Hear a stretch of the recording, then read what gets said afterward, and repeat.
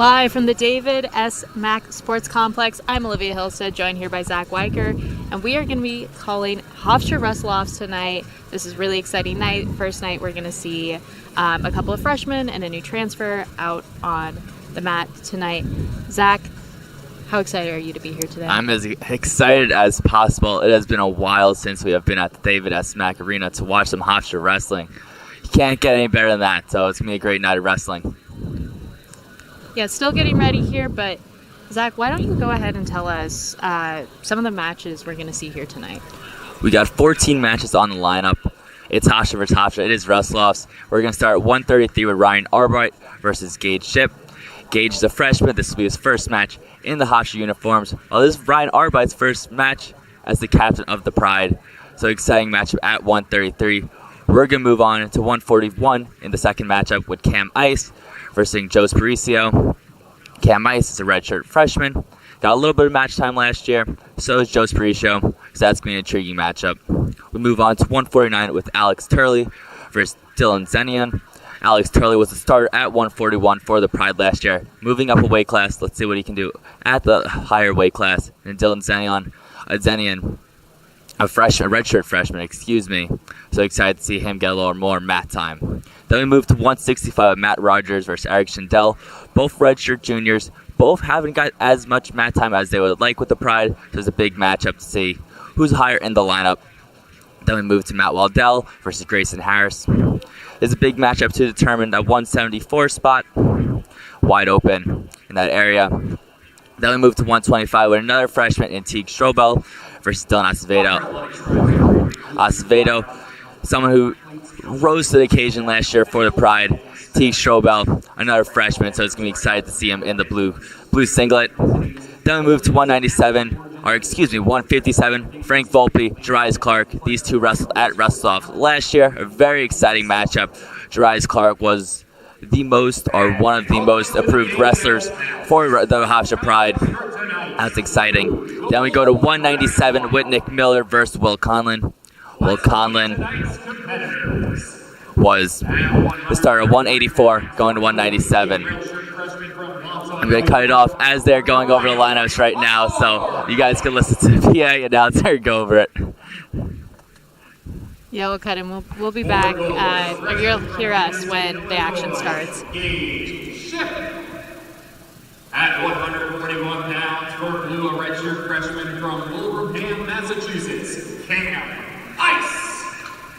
For gold, a redshirt sophomore from Manitowoc, New York, Joe Sparicio. At 149 pounds for blue, a redshirt sophomore from St. Louis, Missouri, Alex Turley. For gold, a redshirt freshman from Penn Valley, Rhode Island, Dylan Zenion. At 165 pounds for blue, a redshirt junior from Montauk, New York, Matt Rogers. For gold, a redshirt junior from Becker, New York, Eric Schindel. At 174 pounds for blue, a redshirt freshman from Cedartown, Georgia, Matthew Waddell. For gold, a redshirt sophomore from Asheville, North Carolina, Grayson Harris. At 125 pounds for blue, a freshman from Westminster, South Carolina, T. Strobel. For gold, a senior from Stereo, New Jersey, Dylan Acevedo Switzer. At 157 pounds for blue, a redshirt freshman from Hot, New York, Frank Volpe.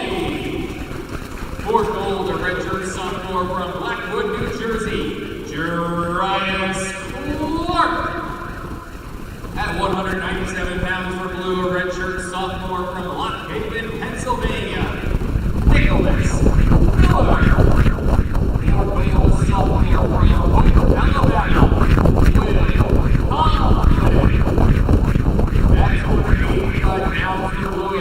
Sophomore from Miami, Florida, Adrian Sands.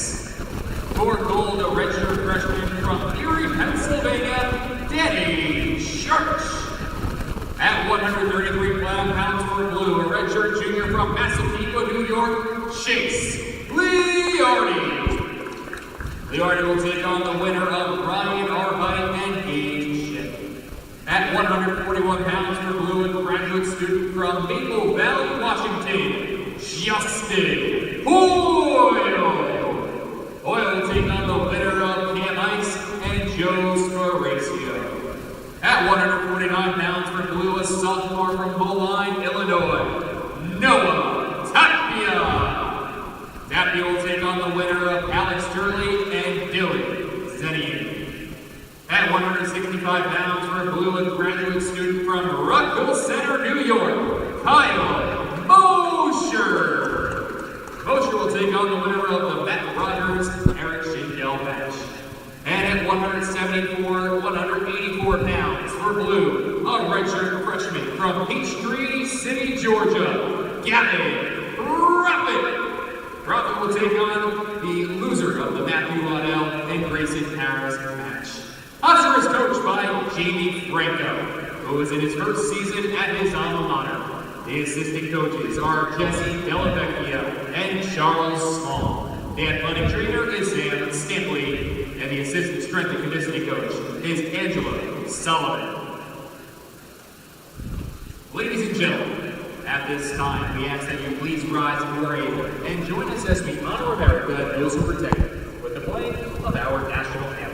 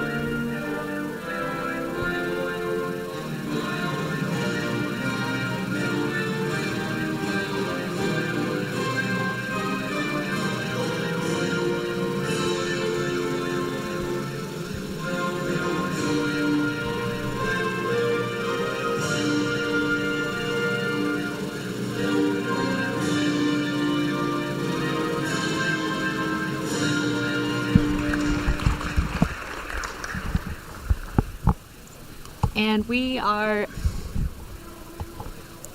are back from the MAC. I'm Olivia Hillstead, once again joined by Zach Weicker, and we're going to be calling some inter-squad action on this Thursday night. It's been a lovely week out here in Hempstead, pretty warm, and you would be surprised to hear that wrestling season's right around the corner with how warm it's been, but the best time of the year, obviously. The two of us have been waiting all summer for this, so really excited to be here tonight as we call some Wrestle-Offs. Like you said, Zach, you were starting to go through that lineup, but who are the two that we have first here today? We got Arbite and Gage Ship starting it up at 133. This is an important matchup as the winner of this will be facing Chase Liardi. Arbite, they're announcing it right now, but Arbite will be wearing the blue singlet. Gage Ship will be wearing the gold singlet. Now the winner of this match might not get that starting position, but will have more opportunities in tournaments, get more wrestling time. So this is a big matchup, even though we don't know what's next for both of these wrestlers. Arbite, the redshirt freshman, Ship, obviously a true freshman, and so getting to see some young guys get some action out today. Arbite, one of the team captains this season, along with who he'll face later, Chase Liardi, both at 133, has really kind of stuck out to me as just a hard worker in the room. I don't think I've ever gone to a practice and seen someone work harder than Ryan Arbite consistently. But action has started here. Arbite working in some ties here. It looks like Ship's trying to set up something as he gets to a front headlock. Trying to work through that position towards the edge of the mat. trying to get around. Arbite doing a really good job of posting his hand out, making it hard for him to get around. And they'll work on the edge of the mat, but Ship will get the takedown. And so that'll be 3 points for him, put him up, but they'll return to the center after going out of bounds. Beautiful work from Gage Ship there. They're going to reset in referee's position, but Gage Ship was a very impressive freshman signing from the Hofstra. This Gage Ship had a 96 match winning streak for his high school, which ranks 11th all time in Illinois. That's impressive stuff, and you don't really see a winning streak go that long. So hopefully he gets a nice winning streak like that in his tenure with Hofstra, as I assume all Pride fans would love to see that.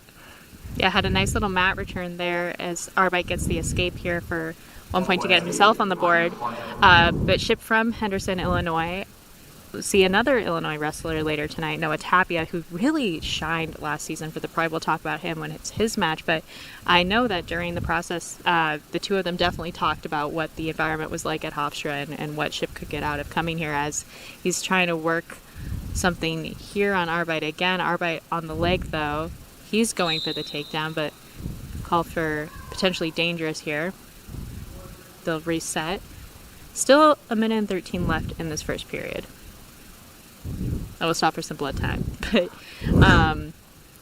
lots of exciting stuff tonight. Yes. Not only are we seeing some freshmen get to take the mat, we'll see a transfer, but we also see two new coaches. Now, Jamie Franco is someone that has a lot of experience at Hofstra and someone that earned that position as head coach. Everyone loves him. He left for a year, but once he returned, the whole Hofstra Pride was excited to see him back in that head coaching position, or be the head coach for the first time. He was assistant coach. Then he also had his time wrestling for the Pride. He's familiar with the Long Island area. He's been around the Long Island area as a wrestler to a coach from high school to even as a kid. So this is his home. Hofstra is his home. So it's more than exciting to have him back here with the Pride. Yeah, head coach, previous head coach Dennis Papadatos moved up to be an assistant director of athletics for athletic development and strategic partnerships. And so Jamie Franco was brought in as the new Hofstra head coach after taking that year at Columbia. He's talked a lot about how that experience was really helpful for him in learning just some different ways of approaching coaching, some different techniques, kind of just being in a different environment. And we'll talk about the new assistant coach he also brought on as we get back to the action here. Ship on a leg, quick and early, but really good defense there from Arbite to keep moving, as Ship will get another takedown here, put himself up with 3 more points. Arbite trying to sit out, gets up to his feet, but no escape yet as they go right on the edge of the mat here and out of bounds. Gage Ship looked very impressive right there. Ryan Arbite, quick after the takedown, tried to get a quick little switch right there, but Gage stayed nice and close, was able to stay near him. Once Arbite stood up a bit, was able to take him down once again. So really impressive work from the freshman in his first matchup with the Pride. Yeah, Arbite going for the switch again, but Ship's doing a really good job of keeping that hand on the hip and following him as the action, as Arbite will get the escape here to make it 2-6. Ship in the lead. So hand fighting here still in the first period. And a little bit of a long match with blood time, but that's okay. We've got all night. Yes. No one's trying to get home. Some more hand fighting here. Arbite with a little snap. Short time on the clock. 3 seconds. They're just going to feel each other out here. I want to touch up on Ryan Arbite being captain of the Pride. Ryan Arbite was also captain of his high school team with Wantagh, and he's a 2-year captain, which for Wantagh you don't really see. They usually just give it to your seniors. A very historic Long Island wrestling program, but Arbite's someone that proved that even at a younger age that he can be that captain with the Pride. He's a sophomore, redshirt freshman, This is his second year with the Pride, and he's earned it. He might not be the best wrestler in the room, but he's one of the most hard-working wrestlers and someone that can be a true leader for these younger guys and even older guys on the team. So I think it's an excellent move from the Pride to make Ryan Arbite the new captain. Yeah, he went 1-6 overall and 0-2 in dual matches last season. Kind of filling in some places when it wasn't sure if Dylan Ryder was going to stay at 125 or move up to 133. There's a point for Gage Shipp there to bring the total to 7-2 in the second period as he's working for a takedown here again on Arbite, really dominating this match so far. Not quite there yet. They're in a 50-50. Arbite getting his hips high so that he can actually get the takedown here. So that was a really nice little flow there from the two of them. That 50-50, really the thing that you have to do is get the other guy's head down and get your hips up and your head up so that you're able to win that spot. And so Arbite showed a lot of knowledge and really solid technique there as they're wrestling here on the edge of the mat. Another little roll there from Shipp, but they're just going to go out of bounds. Oh, and they're going to give Shipp the escape there. That was an excellent takedown from Gage Shipp, but Ryan Arbite did a great job of not letting him get the 3 points there. He used his wizard to reverse it. Some excellent wrestling from the two of them. And as you mentioned, these wrestlers are young. It makes me excited to think they're going to be here with the pride for another 4 or 5 years, actually. So there's a lot of potential in both these guys. As Arbite gets a takedown, or no points yet. There's the points for a takedown there. Nice little solid single. That's the thing about this inter squad duels that I love so much. I love Wrestle-Offs, is that you get to see these guys just kind of work through some positions. There is some pressure for some guys, but it's also just an understanding of this is trying to work some of the rust off as you get ready for competition. And it's going to be 2 points there for a reversal for Shipp. And so it's going to bring the total up to 8-10. So a really high-scoring match as we move to this third period. Of course, the winner will wrestle another match tonight against Liardi, which is really exciting. We'll talk more about Liardi when we get to that. But Arbite's getting set on bottom here. You mentioned that you love Wrestle-Offs, and as a viewer, absolutely loved it. As a wrestler, there is nothing more that I hated than Wrestle-Offs, because if there's anyone that knows you, it's your opponent. You might be really good at a certain move, but you're training with this guy every single day. Mm-hmm. He knows how to defend that move. So Wrestle-Offs is a very unique experience, and it's a great one as a viewer, too. You don't really hear anyone cheering. It's quiet. So it's a totally different atmosphere than, let's say, our Hofstra versus Ohio matchup later in the year. Yeah, this is a really good spot to you feel both no pressure and a lot of pressure. Yes. As Arbite got the reversal there, so we're tied up now 10-10, so it's a really high scoring match, which is exactly what you want to see. You want to see these guys just kind of flowing, working through positions, kind of like when you see them go live in the room. But you are right. It's your worst enemy and your best friend. 1 minute remaining in the third period. Shipp going for a nice little reversal there, and he'll get the 2 as he has Arbite on his back, getting some back points here. Really slick moves there from Shipp. One of the things that we'll talk about when we get to Tapia is Tapia had this great freestyle and Greco experience, which I think really contributed to his style and technique of wrestling. He's a lot more upper body. So I would not be surprised if Shipp is a similar way. The two of them have definitely been on Team Illinois I was together. going to say, Gage Shipp is a state champion in Greco and freestyle wrestling. So he definitely has that experience. Hey, something in these Illinois boys, what can I say? They know how to wrestle Greco.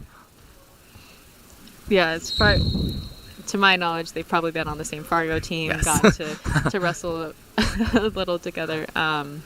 Which is really important. A lot of these guys you're going to see in this roster are Long Island guys, and so super local. We'll tell you more about that as we get to them. But Shipp on another takedown here on the leg. Arbite trying to use a wizard, but he's just too bundled up, and so that's going to be 3 more points for Shipp there. So it's going to be up to 19-11 right now as we start to close this first match. So Shipp will take the win there. 19-11 riding time, not a factor. And Gage Shipp will take on Chase Liardi later tonight. I'm excited to see more Gage Shipp now. Great performance from both wrestlers. Yeah, I was really impressed by that performance by Shipp. I obviously hadn't seen too much of him because he hasn't had a match yet, but looked super solid, worked through some really good positions. But I think Arbite also proved that his hard work pays off. That transition on that side, that switch was just beautiful. Yeah. Look, Arbite is a very talented wrestler. He's a county champion. He beat Ariel Waldman in a very tough match. I believe it was in 2022. Don't quote me there, but I believe that's when the year he won his county championship. So he's a very talented. Yes, it is 2022. So very talented wrestler as well. Yeah, so now we'll move to Cam Ice and Joe Sparicio. 3-point takedown. And so it's going to be 3 points already for Sparicio. Really quick to get himself on the board, the redshirt sophomore, and then Ice, the redshirt freshman. So Ice was part of this freshman class, which now some redshirt freshmen, some of them are sophomores technically, but last year's incomers, they were touted as one of the most impressive freshman recruiting class by just about every coach. Everyone was really excited to see them come in and what they could do, and I think for the most part they really impressed last season, and so getting to see them continue to work now as they've started to get a little bit older will be really exciting to see this season. Very exciting, and it was a large freshman class. This year we only have three new freshmen, 4 including the transfer of Kyle Mosier. But when you have the quality and quantity of wrestlers in a freshman class, it makes it really exciting, and it makes it exciting for the future of Hofstra wrestling. Yeah, and Sparicio is going to get a few back points there. He's doing a really good job of controlling this match early as he'll let Ice go, which is what you want to be seeing. You want to see them kind of work through positions, get some takedowns. As last season, the 3-point takedown was a new rule change last season, and so they've gotten the season to work through that and see how they feel about that. I personally am a really big fan. I think it leads to some really high-scoring matches and encourages action on the feet, like what we're seeing here. You're going to get more points from letting a guy go and taking him down than just going for those back points every time, but it's my perspective. I also love a 3-point takedown, as I think it's a lot harder to get a takedown than it is to get up. So I think it should be rewarded more than just double the points. My only thing, different topic or different time to talk about this. Mm-hmm. I think it should be a little more points to attack someone, a little more points to get a major. But that's just my say. Not the time to talk about that. Yeah, we could talk all day in freestyle and that tech fall, but we're back in folk style season. Yes. Good stuff.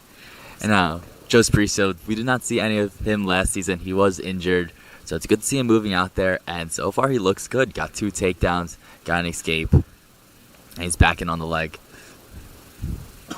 Yeah, another New York guy here, as he'll get 3 more here on a really solid takedown. He's doing a really good job of keeping himself in between Ice's legs so that he's not able to turn, as it looked like he was going to set up a half there. Just ran out of time on this first period. And so he leads 13-1, and so he's really approaching that tech fall territory. So it's going to be Ice's choice, and he'll take bottom. Yeah, Ice needed him to do something, and he got to do it fast. He's losing 13-1. And I think Wrestle-Offs, not all the time it's about winning. It's about impressing your coaches. So this is a good opportunity to press Franco, someone who might not have seen Ice as much as some of the other coaches have. So let's see if he can do anything to switch the score a little bit.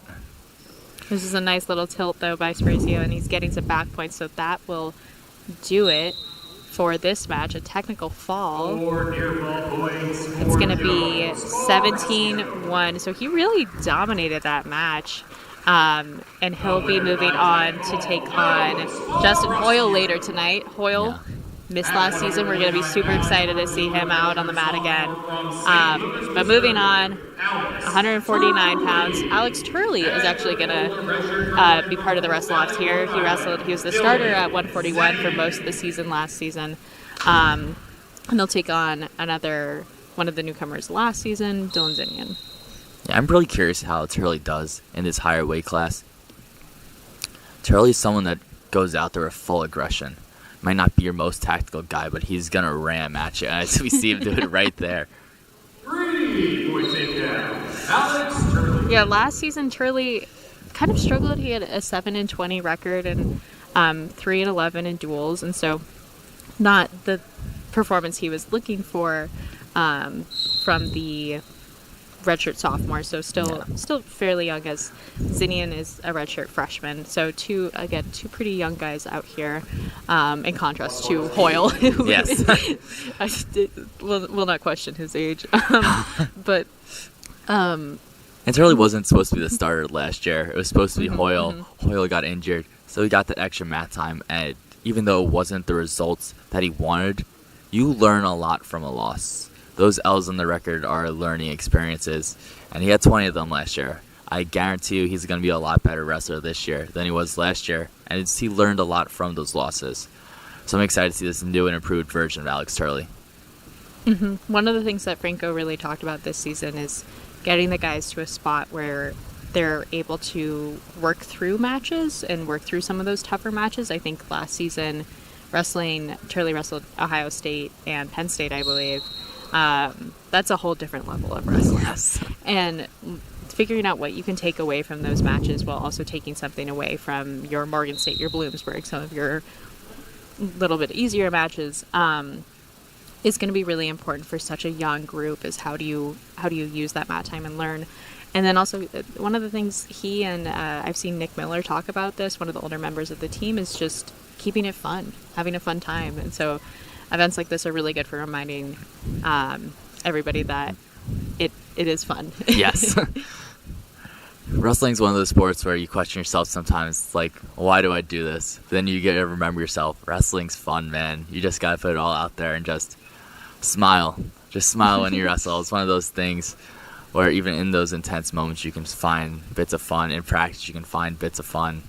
It's a great sport. There's nothing like wrestling out there. 1 minute remaining. Turley in on this really great single here, but Zinian giving his all on this defense, fully going into the splits and hopping around. So really good fight for the both of them as Turley switches to a double and is able to get around and finish for 3. Bring his total up to 6-1 as we have about 40 seconds left in this first period. So still lots of time for Turley to work some stuff as he's trying to figure out what he wants to set up here. Zinian not really trying to build a base quite yet.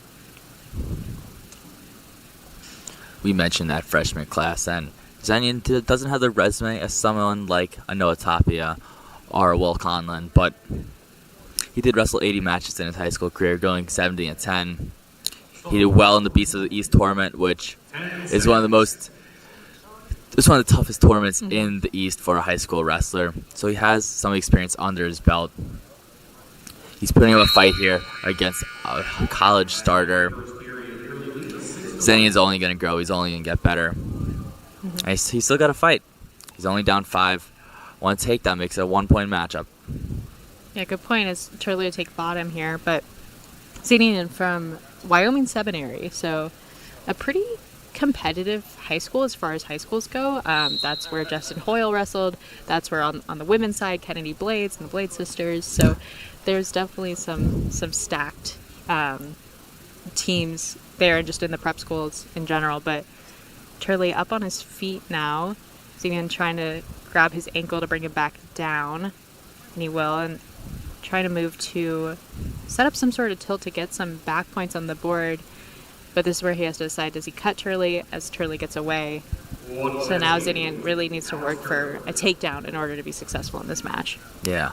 And something that intrigues you about Wrestle-Offs is, how is this guy going to approach being on top? How is he going to approach being on bottom? When he's down by 6 points, what is he going to do to get some points on the board? So you're going to learn a lot about these wrestlers from this Wrestle-Off, even if we don't end up seeing them in a lot of action during the year. Yeah, it's a really good time to look at some of those freshmen who you might not see starting in most duels, or you might only see at some tournaments, as Turley in on a shot here. The single, Zinian going for the leg on Turley as well, but that's going to be stopped for potentially dangerous. Ref looking out for the knees there, but we'll get to see a lot of the freshmen compete at Hofstra's first official competition, the Princeton Open, on November 3rd, I believe.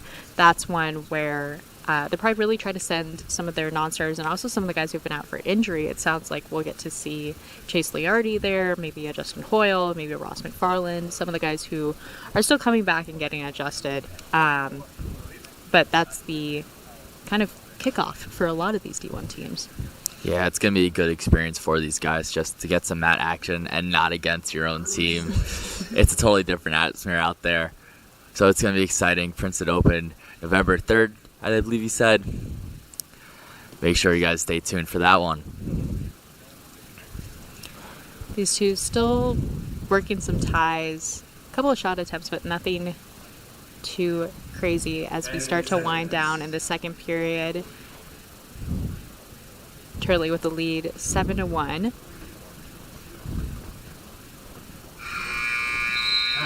It'll be Zinian's choice, and so he'll take bottom. We saw Turley with an aggressive approach to start the matchup, and he got points with that aggressive approach. He would love to see more of that, but maybe it's that whole I'm versing my teammate thing here. I don't want to bulldoze into him, so we'll see what he does here.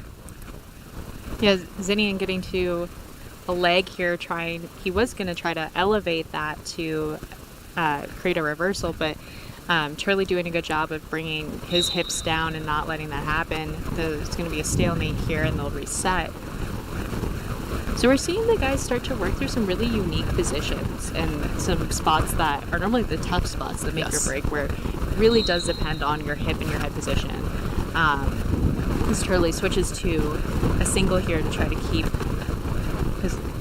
his position as they hop towards the side of the map, but really high single that Zinian's defending really well, very flexible, as we've seen in this match.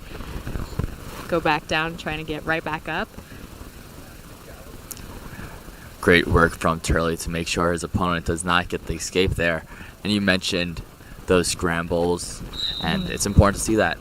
A lot of wrestling, you're in positions that you've never been in before. So it's all about adapting, all about figuring out, okay, this is unfamiliar territory to me. How can I get out of this? How can I manage to get points in this position? And that's what we've been seeing from the Pride tonight, and that's what we see from them all the time. If it's during practice, if it's during matches, wrestling's a funky sport, and it's all about how you get out of that funk. Yeah. Turley trying to set up a tilt here, but Zinian doing a really good job of just continuing to build himself up, making it really difficult for Turley to keep him down and get any sort of leverage to turn him. Back to their feet already here. Zinian with a quick cut to get that escape. He's ready for the takedown. Turley's ready for the takedown. Turley on the leg here. Quick sprawl by Zinian. I really like that urgency from Zinian. He knew he was down a lot, got the escape. I'm going to attack you right away. It did not work, but it shows that he has urgency. It shows that he's aware of the time. He's aware of the score. So even small stuff like that, it's impressive, and it's stuff that coaches take notice of. That's all what Wrestle-Offs is about. So good work from Zinian. Quick shots by both guys here. Zinian on the original, and then Turley reshot on the leg now, trying to finish. Zinian with a really solid sprawl, though, making it really hard for Turley to build. Turley's trying to build up, at least move up the body here with an underhook, see if he's able to set something up there as we get to the end of this third period. Just not going to be enough time for anything. So Turley is going to walk away with an 8-2 win after riding time. And it's going to be Turley, and he will take on Justin Hoyle later tonight. He will actually be versing Noah Tapia.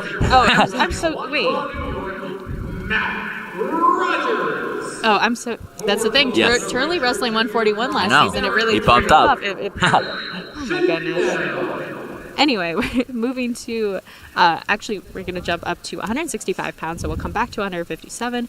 But at 165, Matt Rogers and Eric Schindel, two guys who have gone in and out of the starting role for the Pride. 165 was kind of the floater weight class last season. Didn't really have a designated starter.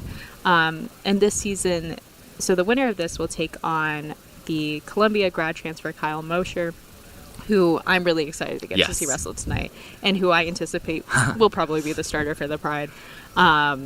You don't transfer as a grad student and not want to be the starter. Eddie has a very credentialed wrestling background, so I do believe that. And it's kind of a Long Island trio here, right here. Schindel from the Belmore Merrick area, Rogers from the Wantagh area, and both of them have like a little wrestling family going on. Rogers, his brother Benny, wrestles for Cornell, and his father, a coach of Oceanside, where I wrestled. Unfortunately, not my coach, though. And then Eric, brother, Brian Schindel, wrestles for Bucknell. So 2 wrestling families going on here. So, and I know both of them did a lot of training with their brothers during the off-season to get better, to improve.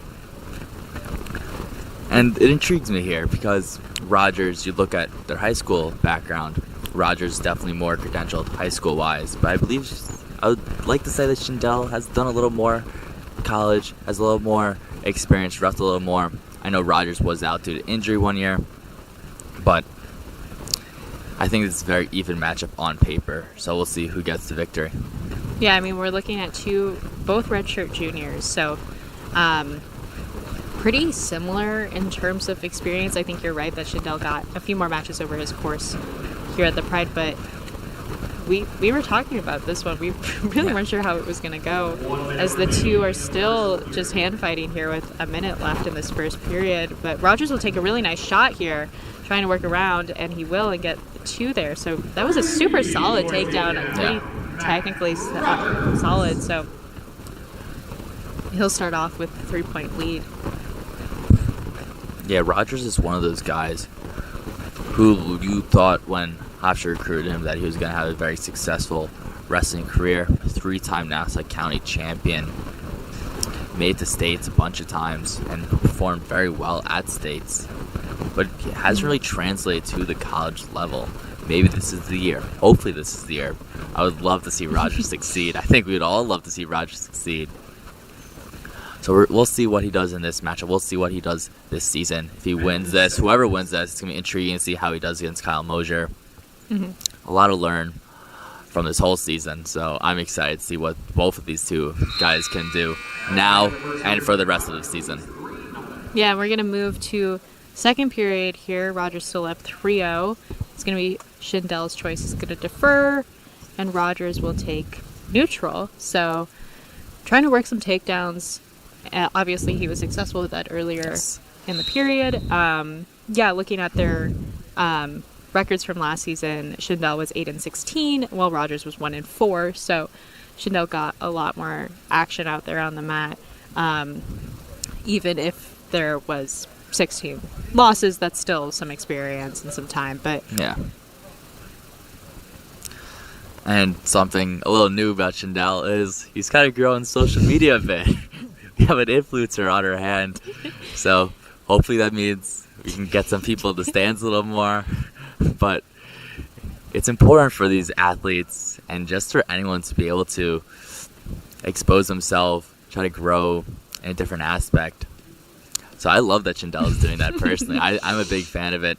Yeah, Hofstra has some really exciting home meets this year that we'd love to see a bigger crowd, or just love to see some people support the sport of wrestling. A few will be hosted in here at the David S. Mack and some in the Sports and Exhibition Complex. But on November 16th, the kind of premier home duel is going to be a tri-duel with Duke, the Citadel, and Sacred Heart. So that's going to be really exciting. That's going to be Jamie Franco's kind of homecoming. That's going to be alumni night. And so that's an all-day event, obviously. A long day, a great day of wrestling. A great day of wrestling. And then Hofstra's also going to host UPenn on January 26th, so a long time away, and then Franklin and Marshall on February 2nd, and Drexel on February 16th. So long ways in the future after that first tri-duel. There hasn't been that much action in this matchup, and this was one of those matchups I was looking at where I wanted to see as much action as possible. I wanted to see what these 2 guys can do.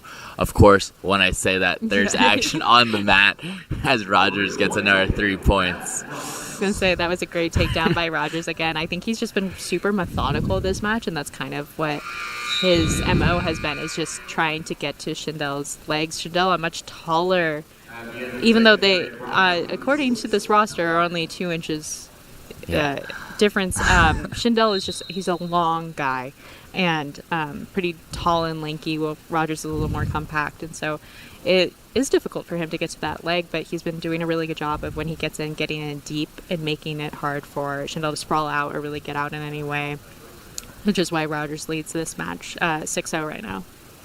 Yeah, as I mentioned earlier, his father is a coach, and he's one of the more respected coaches in the area. He runs programs of course, coaches high school, but he has such a great mind for the sport. And, of course, he's going to bring that all onto his son. So that's where you get that methodical mind of Rogers. And Shindell, you see a little urgency.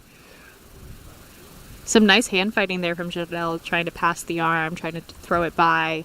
Just create some movement here as he gets to Rogers' legs, just kind of briefly tap them there, but has an underhook right now, so we'll see if he's able to use it. He drops it, but starting to create some motion, trying to open Rogers up. There's less than a minute left in this third period, but you're also going to see some guys look pretty tired out there today, even though they have been training all summer. Hofstra's really big on, that's going to be a caution for Rogers, or a stall warning, excuse me. Hofstra's really big on training over the summer. It's one of the things that they really encourages all the guys to come in and train together and be together to create that kind of family feeling, while also getting some experiences. Rogers working for a takedown here, or Shindell working for a takedown as they go out of bounds. It's going to be no points either way. But doing a collegiate match, a full match, it takes a lot out of you, and yes. you get better as the season goes on, but it's still tough that first few times. Yes. And you mentioned the off-season training. As a squad, Hofstra, they went to Law MMA.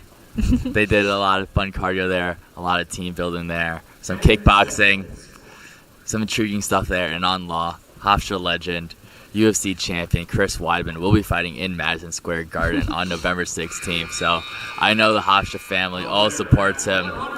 So a quick shout out to that matchup. Yeah, Weidman now a member of the Hall of Fame last season, and so that's exciting to see. And so Rogers will take the win there, and he'll face off against Kyle Mosier later tonight. But moving to our next match here, 174 pounds, Matt Waddell, Grayson Harris. So this is kind of an interesting one because Ross McFarland has been the starter for multiple years here, multiple year team captain, one of those really experienced wrestlers for the Pride at 174. And he is here and practicing and doing all that. He's just not going to wrestle here tonight specifically. And so it is helpful for even in those weight classes where you kind of know who your starter is going to be to get these guys some mat time, and so then you know who's your backup if you need that. Yeah, Ross McFarland is one of those guys where you know how talented he is. So even though he's not wrestling tonight, all the Hofstra fans know what he brings to the table, knows what he has in store, and intrigues me. I don't know, I think he's going to wrestle at 174 because it's on this thing, but I saw something that said he might wrestle at 184. So there's options for him, and I think wherever he goes, he's going to have that starting position. Yeah, I have seen that as well, that some of the Wrestle-Offs tonight, you're seeing some guys move up and down some weight classes. Last season's starter, Will Conlon, is actually going to wrestle off at 197, and then later, the loser of this match will take on Gavin Profit for the 174/184 spot. So still some things up in the air. That's the other thing about Wrestle-Offs is the guys have to make weight for that first kind of official time, and so we were just talking about how that can be really difficult for some of the guys getting used to that again, as we are currently scoreless about 40 seconds into this match. This is actually a rematch from last year's Wrestle-Offs at 165, not 174, but Waddell did get the win in that match of a 5-1 victory over Harris. And Waddell actually wrestled against Shindell last year, and Shindell won that 165 bracket, even though he did not end up starting in that position at the end. So interesting to see Rogers get the victory over Shindell this season.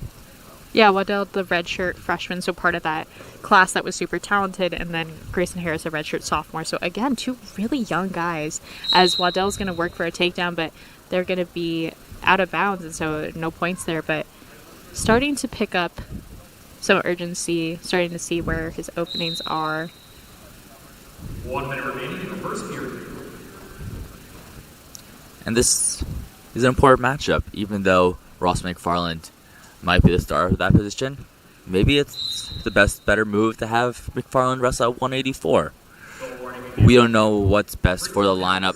That's going to be something that Jamie Franco, the assistant coaches, and Smalls or Charles, yes. Yes. Charles Small, not Smalls, excuse me. Del Vinicchio will all decide where each wrestler fits best in the lineup. So maybe decide that the winner of this, I want them to start at 174. I'm going to have McFarland at 184. So we're going to see what the coaches decide. Waddell had a really nice collar tie and underhook combo there that he was ready to throw by and get Harris, but Harris did a really good job of anticipating that motion and just kind of stepping out.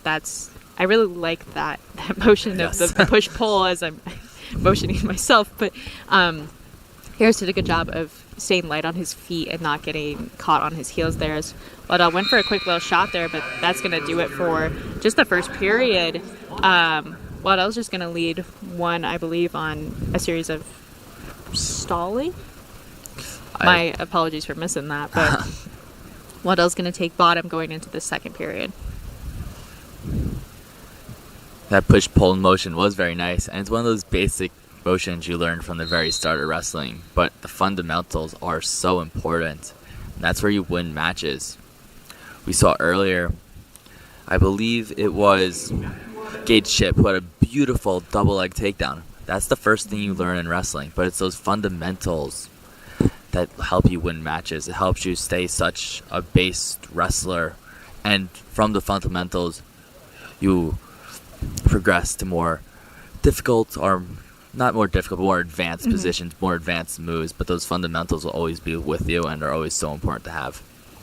Yeah, and you saw that right here. Waddell had a nice little throw by that he worked for a high crotch and was getting in on the leg, but Harris doing a good job of just sprawling out, remembering to keep his position and be in a good stance, and Waddell really starting to work some upper body and some quicker movements, trying to get a little snappy with it.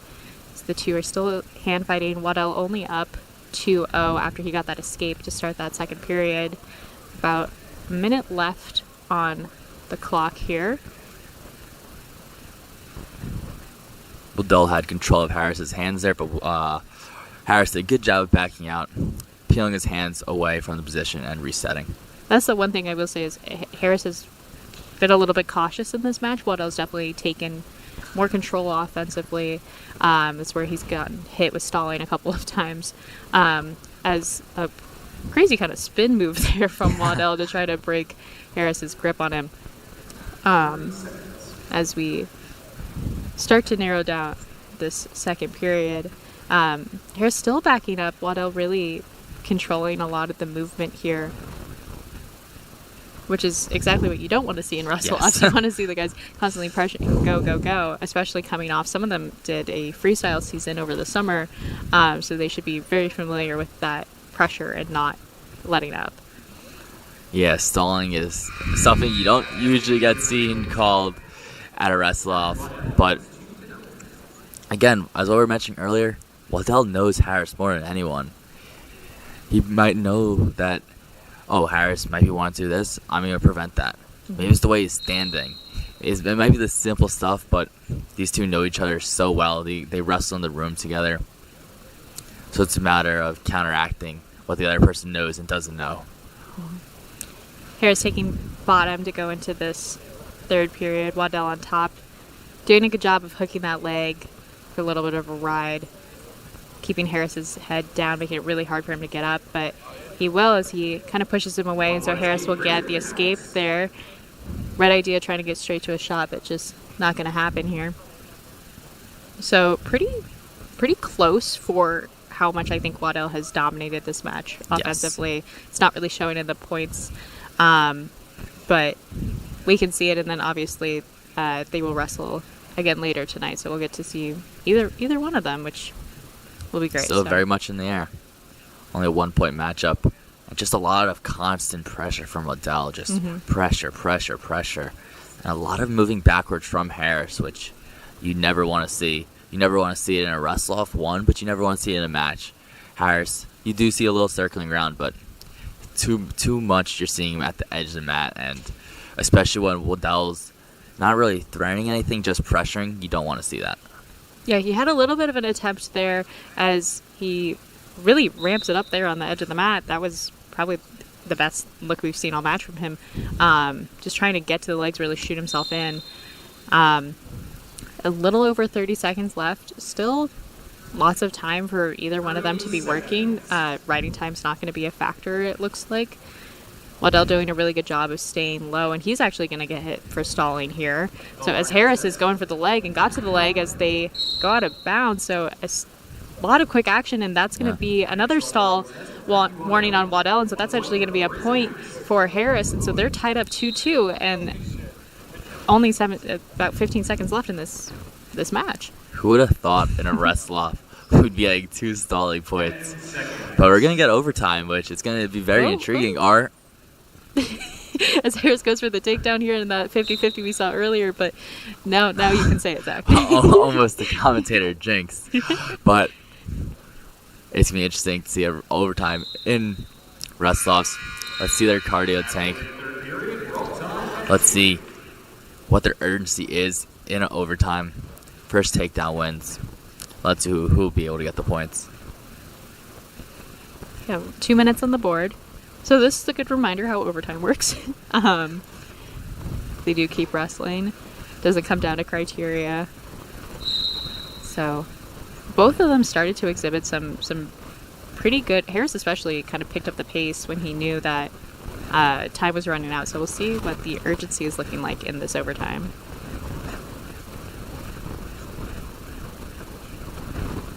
Both have really heavy collar ties right now. The opposite from what we were seeing earlier on in the match. Harris is the one in the middle, Waddell is the one on the outside. So let's see if Harris takes control of that middle. And he has the overhook on one side. He was trying to get the underhook before, but now his arm is just swelling on the side. Nice little pass there by Waddell to break some of the tension there, but you're right that Harris was controlling the center for the first time, kind of in maybe the whole match, honestly, as Waddell now has taken control with Harris towards the edge of the mat. But Harris trying to do a little slick pass there to a single, but Waddell's going to respond really well, and that would have been a really kind of a setup for a nice little lat drop maybe, or a little throw there by Waddell, but just out of bounds, so not going to happen as they reset in the middle here. Less than a minute left in this overtime, and then obviously there's more that happens after that. But Harris now with a shot, pressuring in. He's got an underhook on the edge of the mat here. Waddell needs to respond here. This is a dangerous territory as Harris goes for the trip, but Waddell does a really good job of lowering his level to get to Harris's leg, though Harris will slip out of that as Waddell gets to a double here right on the edge of the mat. Harris's foot still in, though, so still good as Waddell tries to turn the corner here. He'll be out of bounds, though. Yeah, very good attempts from Waddell to get him the legs. And it's important in overtime to be the one, be the aggressor, but you also got to be tactical, because if you make one small mess up, the match is over. So it is important for both these guys, or it's just important just to see what these guys' approach is in overtime. I remember there was a match where I asked Coach Papadopoulos, what do you tell a wrestler before they go to overtime, and he actually wasn't happy with that question. He said, you just approach it like a match, and I clearly didn't articulate the question well enough. There's a balance, as you're saying, between being aggressive but not putting yourself in bad position. And how do you teach that urgency and knowing what takedowns are going to... My coaches always growing up, they were like, have that go-to that you know you can hit on anyone and hit that no matter what. But it's a balance of that while also knowing you don't want to go for broke every time, as we're now in another overtime period where Harris is going to start on bottom and try to escape. This is where... So Harris has a few options here. He can escape and go for some takedowns. Waddell's going to try to keep him down, or could let him up and go for some takedowns. Lots of options. It really depends on what kind of wrestler you are in this sort of overtime period, because I believe riding time might have been in favor of Waddell, but not by a lot. Yeah. Looks like it's 28 seconds of riding time on Waddell's favor. And so right now, with 30 seconds, Harris can try to either cut down that riding time or let Waddell go and go for a takedown. But that's the gamble is Yeah. do you keep him down the whole time, or do you let him up and go for the takedown? Can you get the takedown? So there is some coaching involved Yes. here. But in a wrestle-off, there is no coaching. It's just the two wrestlers out there. And that's what makes wrestle-offs so different. I know, I was going to say it's been very quiet this evening, and part of that is, as Waddell gets the escape here. So he's up 3-2 currently as we start to wind down in this third period. Waddell doing a great job of continuing to attack even with just a few seconds left, as he's on a leg right now on Harris.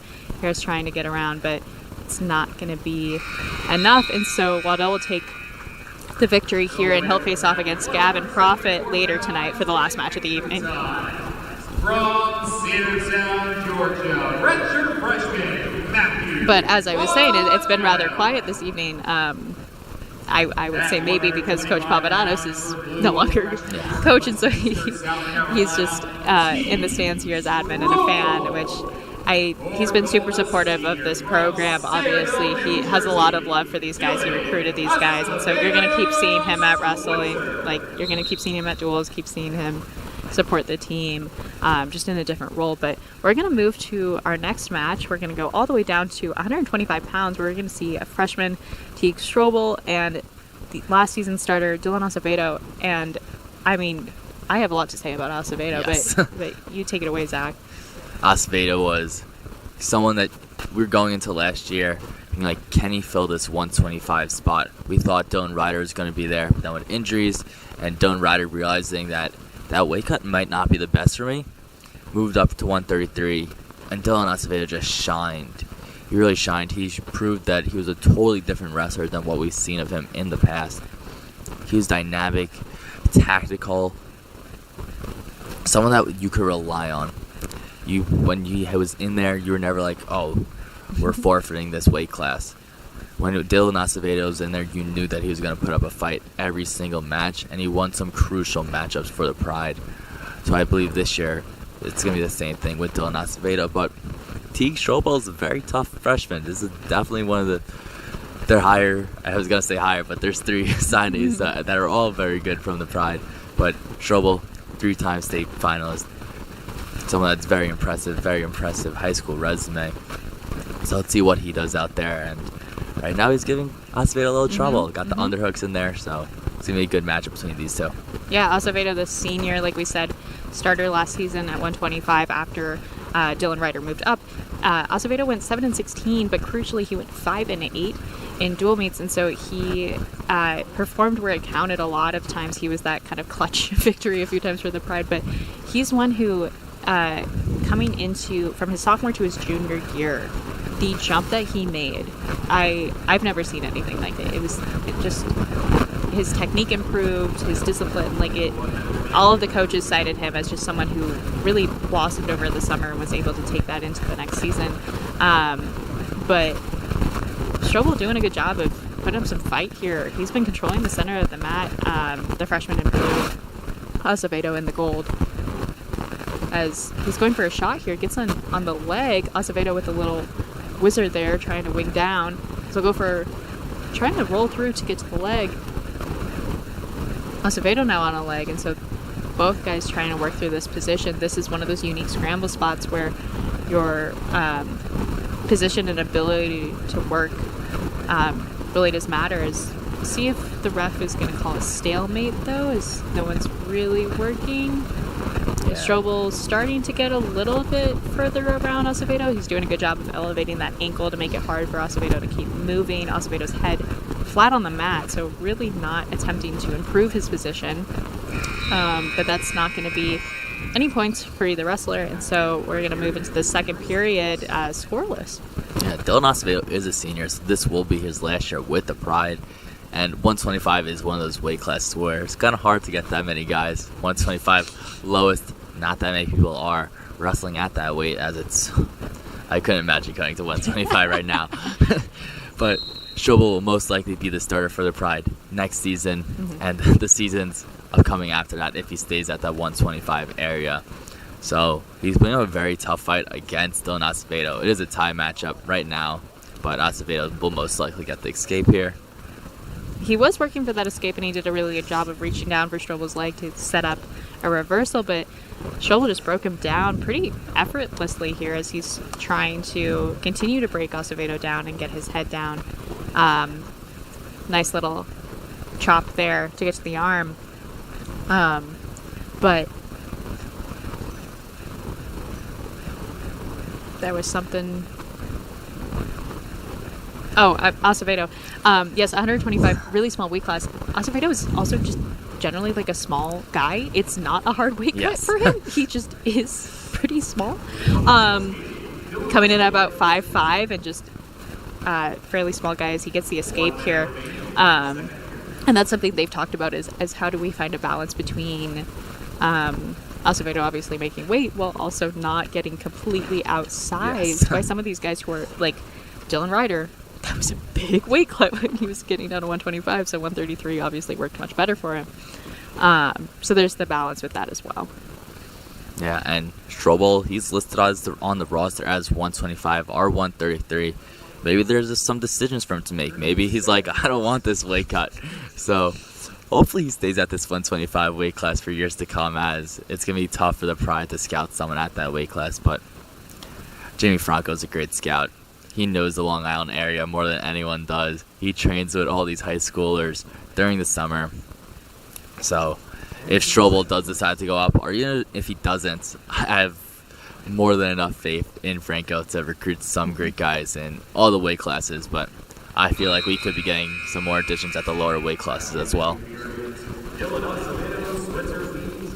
Yeah, with one of the things you've got to point out is that Franco himself is a pretty small guy and wrestled in some of the lighter weight classes, so he definitely knows what these guys need to be doing to be successful at these lighter weights. As Strobel's going to take bottom here, going into this third period, still 0-1, so pretty tight for a match that I was pretty sure Acevedo was going to completely control, as Strobel will get the escape here to tie it up.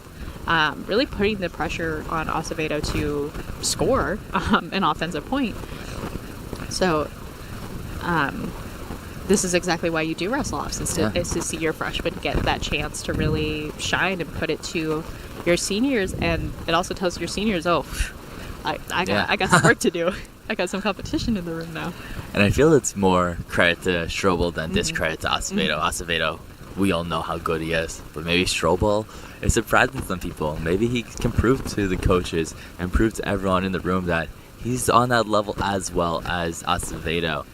And as you mentioned, that's what Wrestle-Offs are for. You got to earn that starting position. You don't get awarded anything. You don't get handed anything. You got to earn it.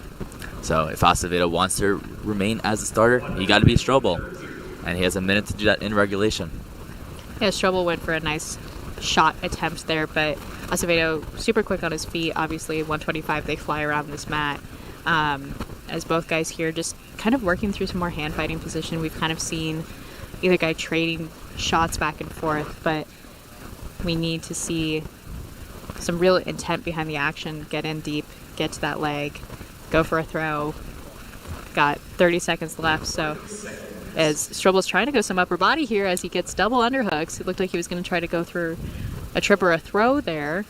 Still has one underhook on Acevedo here.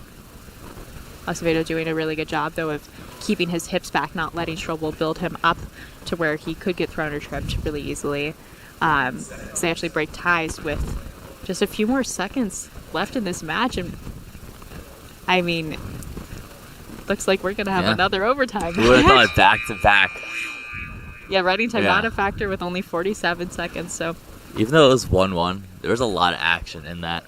A lot of hand fighting, a lot of competitive hand fighting, a lot of getting in on the legs, but no points awarded. It's going to be a very intriguing overtime. And as what we mentioned in the previous matchup, let's see what both these wrestlers' tactics are in overtime. Like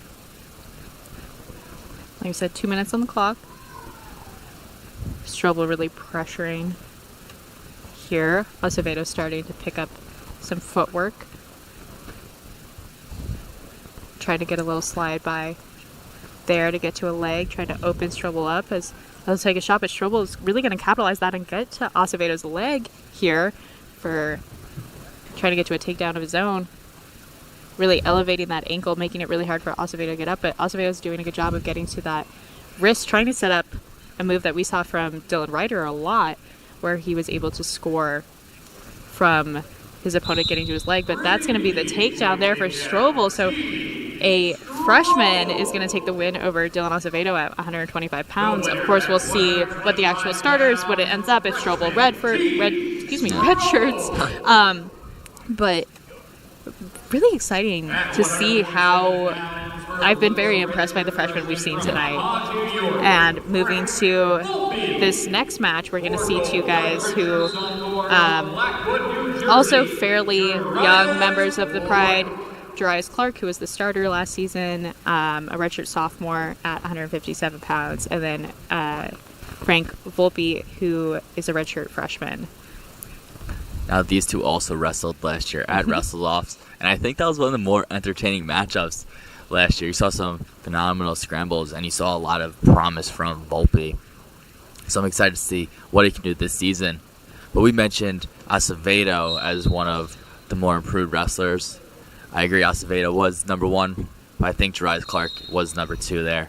He had a phenomenal season last year, placing in the IWAs. Unfortunate he wasn't able to make it to NCAA championships just with the placements and who they took in each weight class, but Jarius looked phenomenal all season long. Yeah, he went 15-9, 7-5 in dual meets, and then Volpe only wrestled 8 matches, went 3-5, 0-1 in duels. But Jarius, I'm pretty sure his freshman year won that Wrestle-Off too, and so he has always had a lot of talent. It's just when he's been able to perform for the Pride, as he's trying to set up some underhooks there and work for something. But yeah, the two of them definitely know each other very well. And so it's really just going to be who wants it, who wants that spot. Like we said, Clark, for the most part last season, that had been his role, as he's still working through some stuff here. Took a little bit of a fake there, try to get Volpe to step. But Volpe, once again, part of that really impressive recruiting class. Clark with a little underhook that he threw by to get to that leg, in on the leg now on the edge of the mat, trying to elevate. Volpe will do a really good job of sliding that leg out and getting his hips around. Both these guys are very fast for the weight class. And Jarius Clark, we know from his athleticism, we saw it all season long. And Volpe, even though we didn't see him as often as he saw from Clark, he's fast out there, man. He really is. He does great in those scrambles. We mentioned the Wrestle-Off last year. They both look phenomenal in those scrambles, both moving at a fast pace, avoiding the other opponent or their opponent from getting the takedown. And last year, Clark only beat Volpe by three points. So it was very close. One takedown decided the whole matchup. So let's see if the same will happen this time around, or Volpe can surprise us. It's not out of the realm for Volpe to get a win here. And then, of course, with the match before this and this one, that's going to be the only matches for those weight classes. We're starting to get to the second half of Wrestle-Offs. Already been here for an hour, but it's exactly what you want. You want those longer matches for guys to really work through some stuff, as we're scoreless in this match. Surprising for the two of them, who normally, I feel like, rattle off shots and takedowns fairly frequently. So maybe they've kind of matured and started to slow down their pace a little bit, being a little bit more intentional. It also is that they know each other so well, and that the pressure is just different, as that's a really nice escape there from Clark. Really good job of getting his hips away from the pressure from Volpe, creating that space, and so he was able to turn and stand up. Only took him 2 seconds, so really impressive there, as he'll go on the offensive here, trying to get to some sort of tie that he likes. What Jarius Clark is really good at is those bursts. He can just burst really fast, really quick, and we saw that with that escape you mentioned. He got out of there in 2 seconds. So impressive work from Jarius Clark, and he has a gas tank. Those bursts can happen anytime in the matchup. You'll see him in overtime sometimes have those quick bursts that you're like, are you not exhausted already? So Jarius Clark is He's a phenomenal talent, and he's someone that had a massive weight cut to be wrestling at 157. I believe he cut roughly 30 pounds, so it's impressive to see that he made the weight and that he's wrestling this good for that weight cut he had. We were talking before we went live here about what we had seen from Kyle Mosher, who's the next weight class up, and I had described him as fast, but in a very different way than Clark. And I really liked how you described the bursts, because that is what we see from Clark. He'll have these moments where he really just goes. Haven't seen too much of that yet in this match, but I have a feeling it's coming as we get to about 30 seconds left in the second period. But Mosher's going to be a very different style of fast. He's very smooth, is what I had seen kind of watching back some of his film from Columbia. So I'd honestly love to see the two of them just practice together, see what that flow looks like. But we're going to be... Clark is up 1-0 as we get to the end of this second period here. So a really low-scoring match so far, no offensive points. I'm guessing Volpe is going to take bottom and try to get an escape of his own. Clark could try to get a turn, get some riding time. As what we mentioned in the previous matchup, I think this just shows us how good Volpe is, because we already know how good Jarius Clark is. And no matter what happens in this matchup, you would like to see more from the loser of the matchup. It's unfortunate there's only 10 starting spots, because you would like to see some of these wrestlers wrestle every time out there, but it's just not how wrestling goes. And Jarius Clark doing a great job staying on top right there. Frank Volpe almost went out the back door, but Clark does a great job staying on top. But it seems like Volpe does get the escape, and they're back to neutral. Yeah, so now they're going to be tied up here. 32 seconds on riding time, so that's not going to be a factor. Of course, riding time has to be over a minute at the end of the match to give the point. But now both of these guys in a really even spot. Just got to work through to get some offensive action going. Clark has kind of controlled the center, but not to the extent that we've seen in some of the previous matches. Volpe now giving some pressure, trying to dig for that underhook. Seems like Clark's maybe either going for his ties or just trying to create a lot of space, which is something he does. He will kind of, for lack of a better term, dance around the mat. Yes. But I think that's really just because he's trying to set up something that he likes. With about 30 seconds left here. 30 seconds. Both guys just kind of creating ties, collar ties, wrist ties, and then just dropping them as Clark had both hands on the leg there, ready for a double, but just didn't take that penetration step to really get in and get that momentum. But well, I don't want to say it, but looks like we can have another overtime match. Which is honestly, in some ways, exactly what you want as a coach. Yes. You want to see that your guys are being competitive and that your freshmen and your guys are sticking with it, but you also kind of do want your starters to be the starters. But mat time is mat time. Yeah. As we'll have 2 more minutes here of action for this match. And it's one of those things where it's like, if my starter would get injured, which obviously we do not want to happen, never want that to happen, but it shows that you have someone else you can rely on. Mm-hmm. Clark here really, as we said, getting that burst in, getting onto Volpe, doing a good job of dropping when Volpe was trying to get out of that and set up an attack of his own. Clark just stayed with him and then dropped his hip so that he was able to get the takedown there and win this match 4-1 in overtime. So that's going to do it for 157 tries. Clark's going to take that win. And then we'll move to 197 pounds, which is a interesting matchup. We got Nick Miller, who was the starter last season at 197. Of course, he filled in for Trey Rogers, who graduated. He was a really prominent member of the team.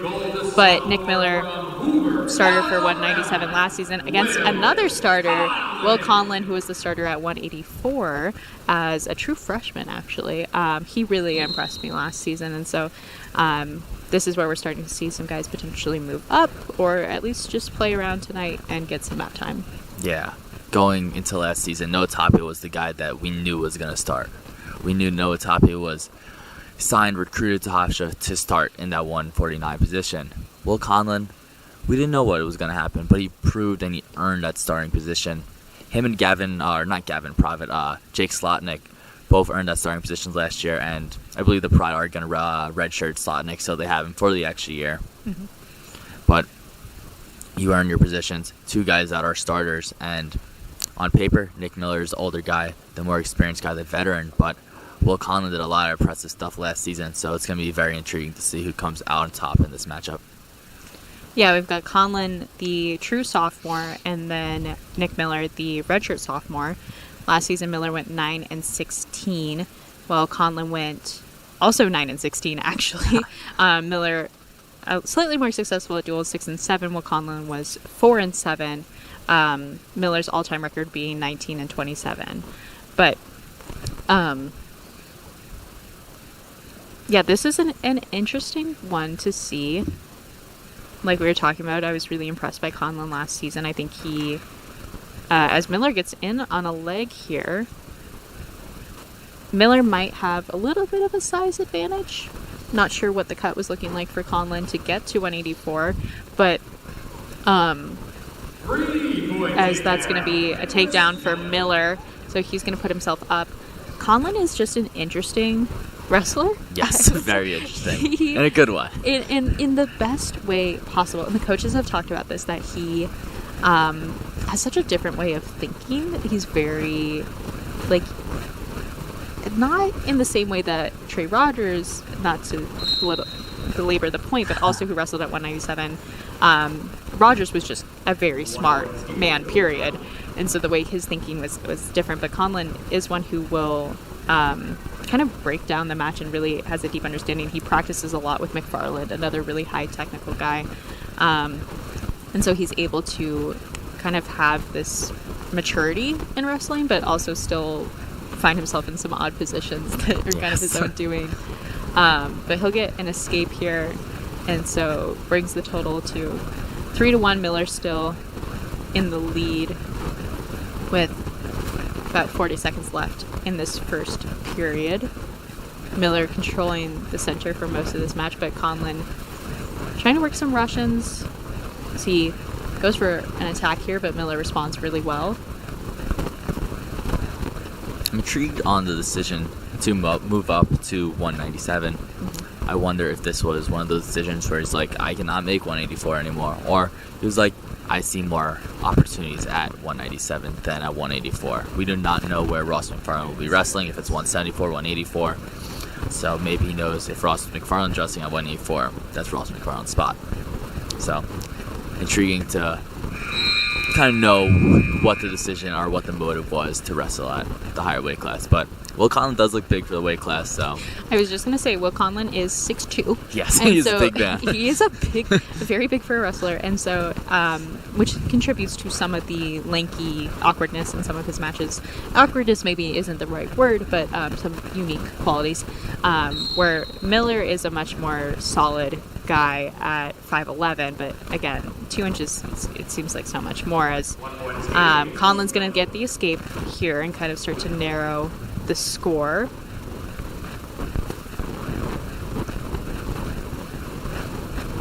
And Conlon, he is from Alabama. He is a national champion at 182 in 2023. A lot of match time in his high school career. He recorded 160 career wins, 87 pins, so more than half of his matches he was pinning his opponent. We would love to see that this year with the Pride. Some more falls. As I believe Conlon did not get any falls last season. I will double check that. Yes, Will Conlon did not get any pinfalls last year, so we'd love to see more of that from Will Conlon this season. We'd love to see that from all our wrestlers. Just the more points, the merrier. Yeah, action kind of picked up here for a second, trying to set something up with about a minute left in the second period.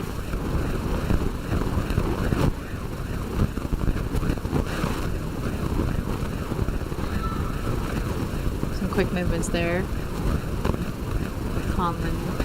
Miller on the collar tie. Conlon getting an over tie of his own.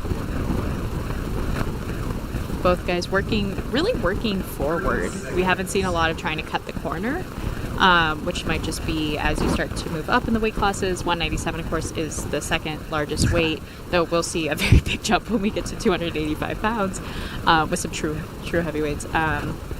But you're not going to see them trying to cut the corner as much. It's going to be a lot more straightforward pressure, as Conlon went for kind of a high crouch shot there.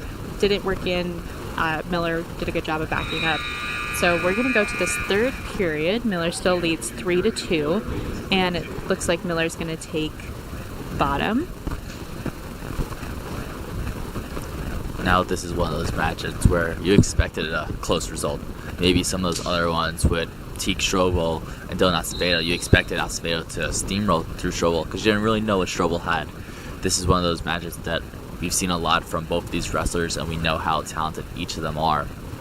So we expected this one to be closer, and that's what we have. Still, any man's matchup, as it is a 1-point differential, as Nick Miller is winning 3-2. Mm-hmm. And Miller will do a really good job of getting up there, just kind of powering through that position to get the escape 4-2. It looked like he really just outmuscled Conlon there, and Conlon wasn't able to time any sort of mat return.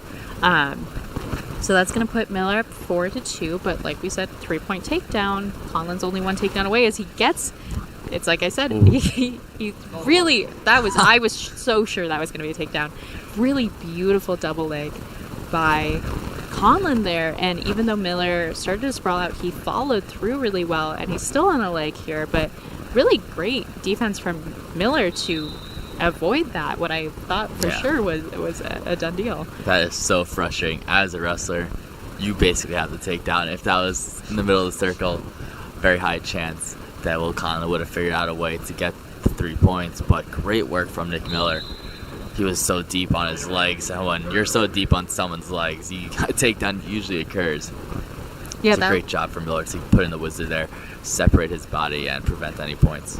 That was some good speed from Miller, someone who I wouldn't necessarily call one of the fastest guys in the room, but he felt that. Like, he touched the mat and he said, I gotta go. So really good reaction there to keep it going. As about 30 seconds here, Miller still leads by 2, but Conlon only a takedown away, and it seems like he's really starting to pressure Miller. He got in on a leg there for a second. Miller starting to back out. Conlon going again, pressuring, and they're going to go out of bounds and reset here, but some good action. Looks like they're going to give a point to Conlon for Miller's stalling, backing out, as Miller gets to a leg here, though. Conlon doing a really good job of sprawling out, getting an underhook. Super short time, though. Yeah, and that's going to do it. So Nick Miller is going to walk away with a 4-3 victory. So a super close match, really low scoring, but I did like some of the offense we saw from Conlon there, even if it wasn't successful.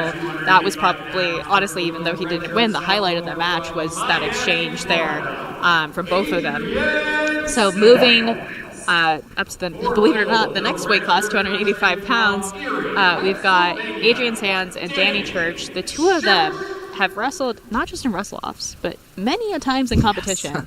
It has been kind of a battle, and these are two pretty young guys.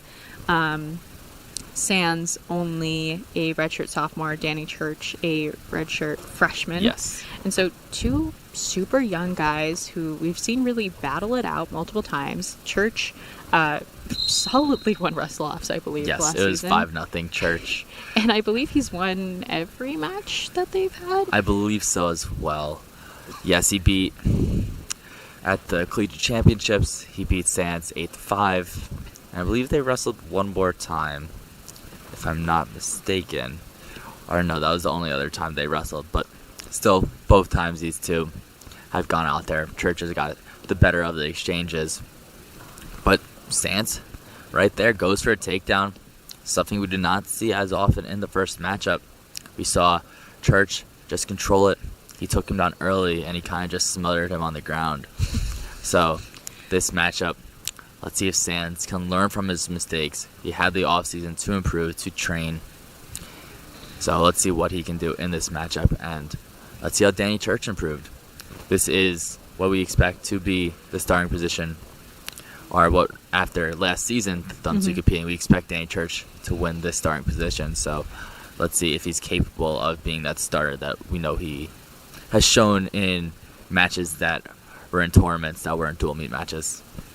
Yeah, last season, Sands surprisingly got just more matches. He was 5-11, while Church was 5-6.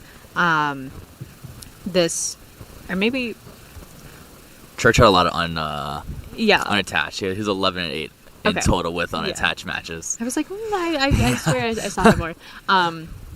That's the beauty of that, is getting some of these younger guys some more time out there on the mat. Just getting them some more time. These two obviously really know each other well. It's kind of hard to pair up your heavyweights, but they've also practiced with others. Miller has worked in some other guys, but nothing so far. About a minute into this first period, you're going to see a lot more upper body work and some ties, but Church also has a pretty nasty single that he'll get to. So we'll see if he sets that up, but both guys just pressuring in. Hofstra historically has had some pretty good heavyweights.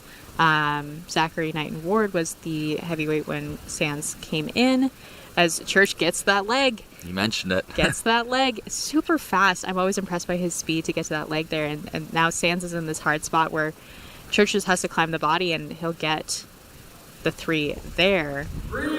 Sands had kind of he'll get an escape here to help narrow the score 3-1, but Sands right there was in a spot where when you're on your butt, you kind of are, do I turn and give up the takedown but am able to get out, which is exactly what Sands did, or do I just try to scoot on my butt and maybe get an even worse position if Church was able to, let's say, get to a hand or really climb the body.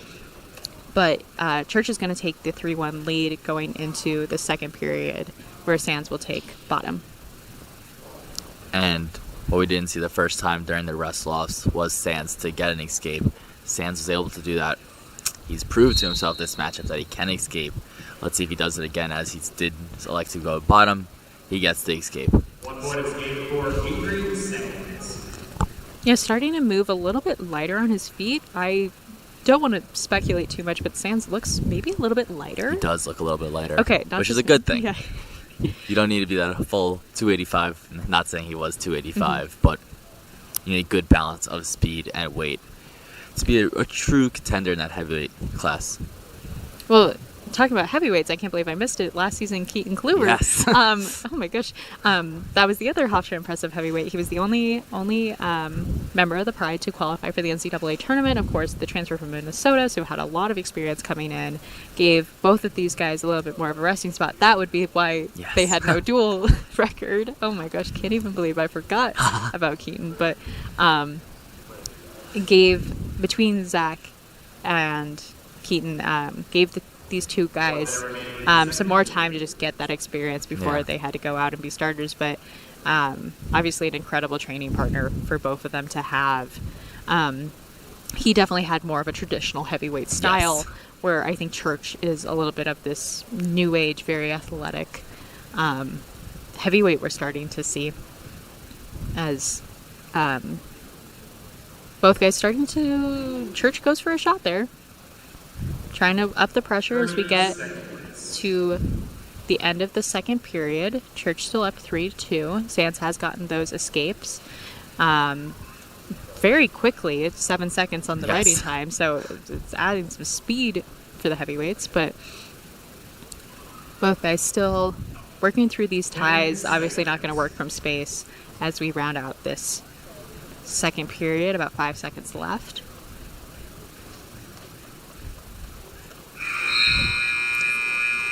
A short time there, so Church wasn't gonna do anything, but Church did a great job of just lowering his level there, and it was open.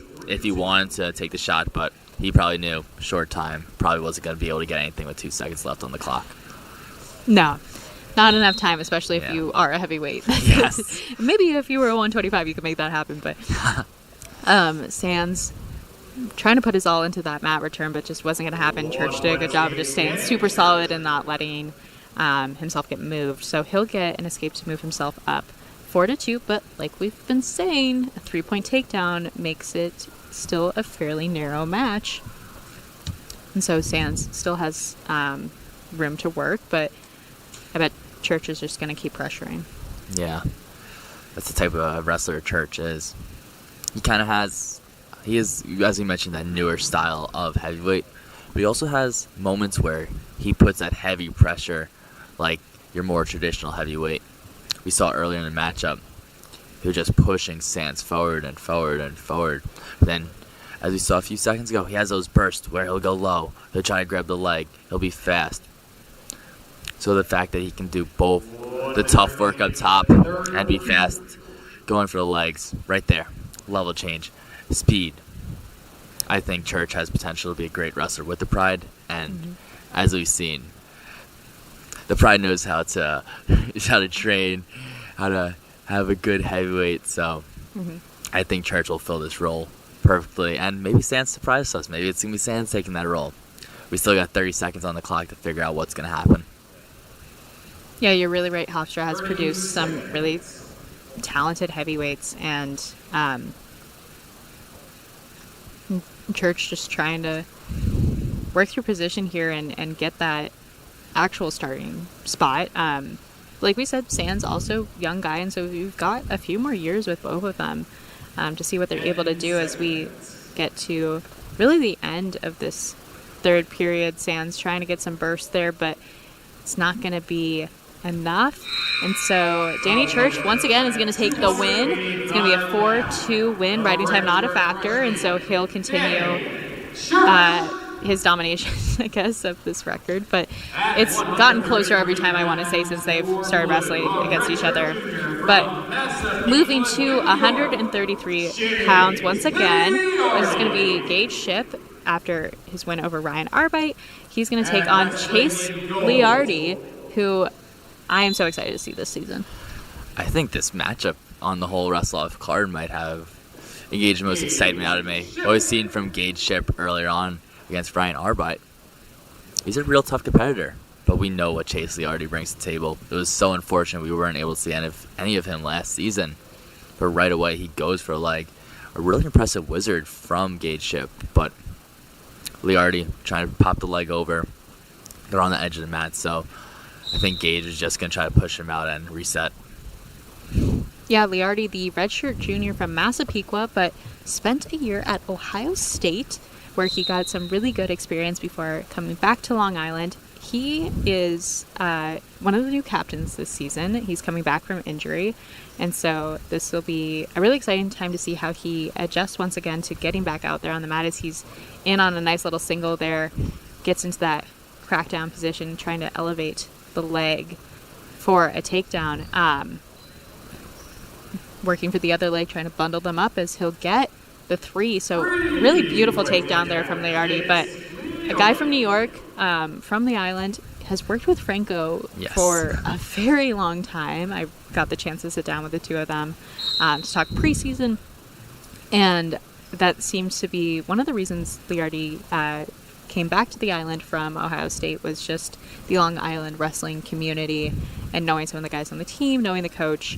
And so obviously he's probably thrilled to have Franco back after he spent that year at Columbia. But really solid start here, exactly what you expect for a guy like Liardi, who has so much experience, and then the freshman Shipp. But he got Shipp on his back here for a second, but really beautiful scramble there by Shipp to know exactly where Liardi's hips were and get that reversal. That was a really high, technically high level exchange from Shipp there. Really impressive from the freshman. He's only been in a college room for so short, and now he has Liardi on his back. He's getting a little tilt there. That was... I'm very impressed right now, as he's going to get 4 near fall points there. We knew coming from Illinois, obviously having some connection to Noah Tapia, who shined as a freshman last season, that Ship would be good, but he's actually now neck and neck with Liardi. I'm very surprised by this. 6'5" right now. Liardi still leading by 1, but what a beautiful exchange from Ship, someone who wrestled a match earlier tonight. Yes. This is his second match of the evening. It is not easy wrestling multiple matches in one night. And Ship, he might say, hey, everyone thinks Liardi is going to get that starting position, but I'm not going to let him walk through me. I'm going to prove to the coaches, I'm going to prove to the team, I'm going to prove to the people in the stands that I deserve to be that starter.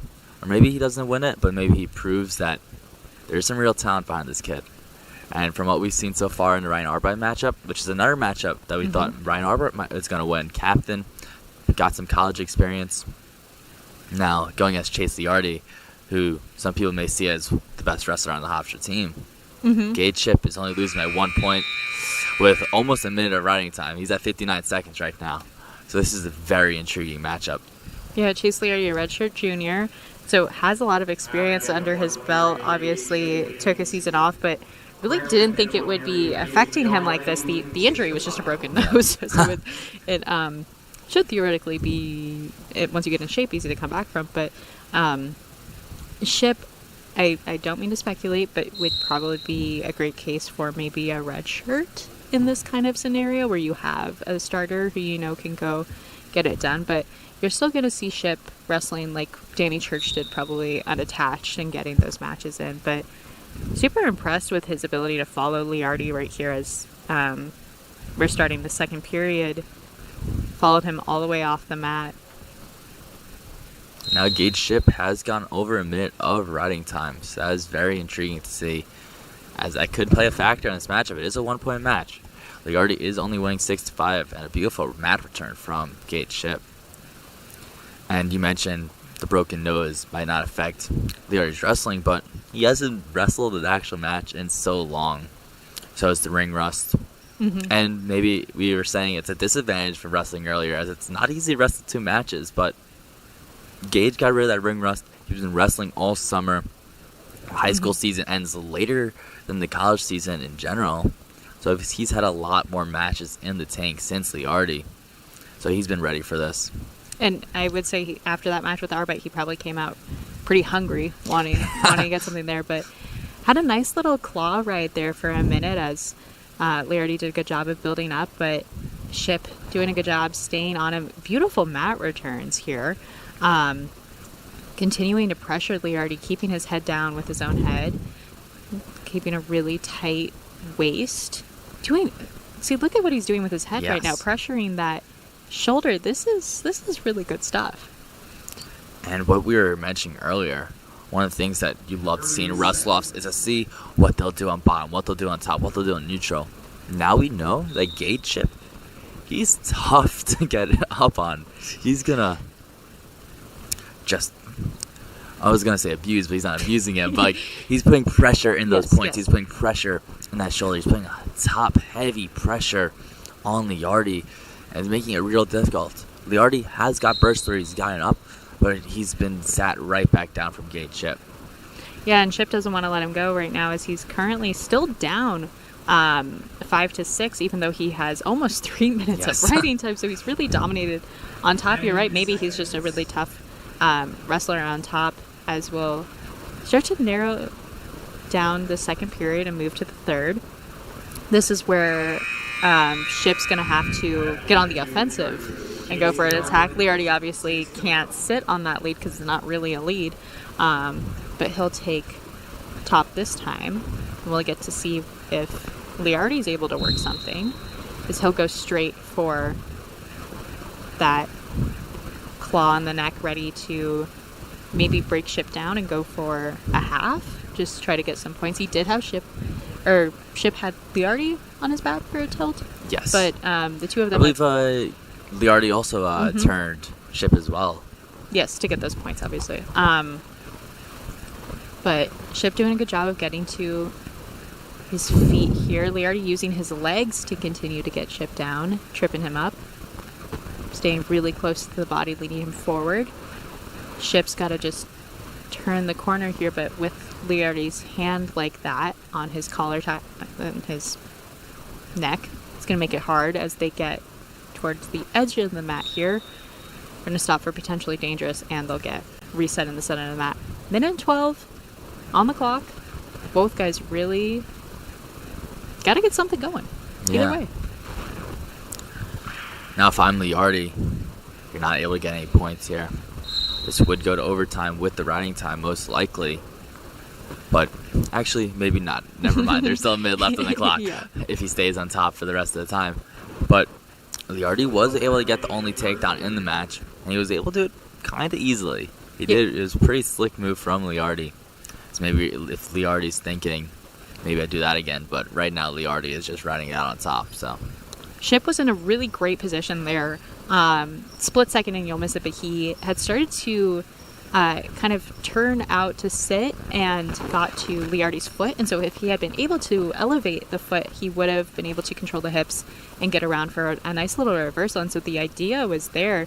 Liardi definitely has felt that pressure before as Ship is going for another beautiful reversal here, but it won't be given, working through that kind of funky roll to set up something. But you got to walk away from tonight thinking Ship has more than impressed.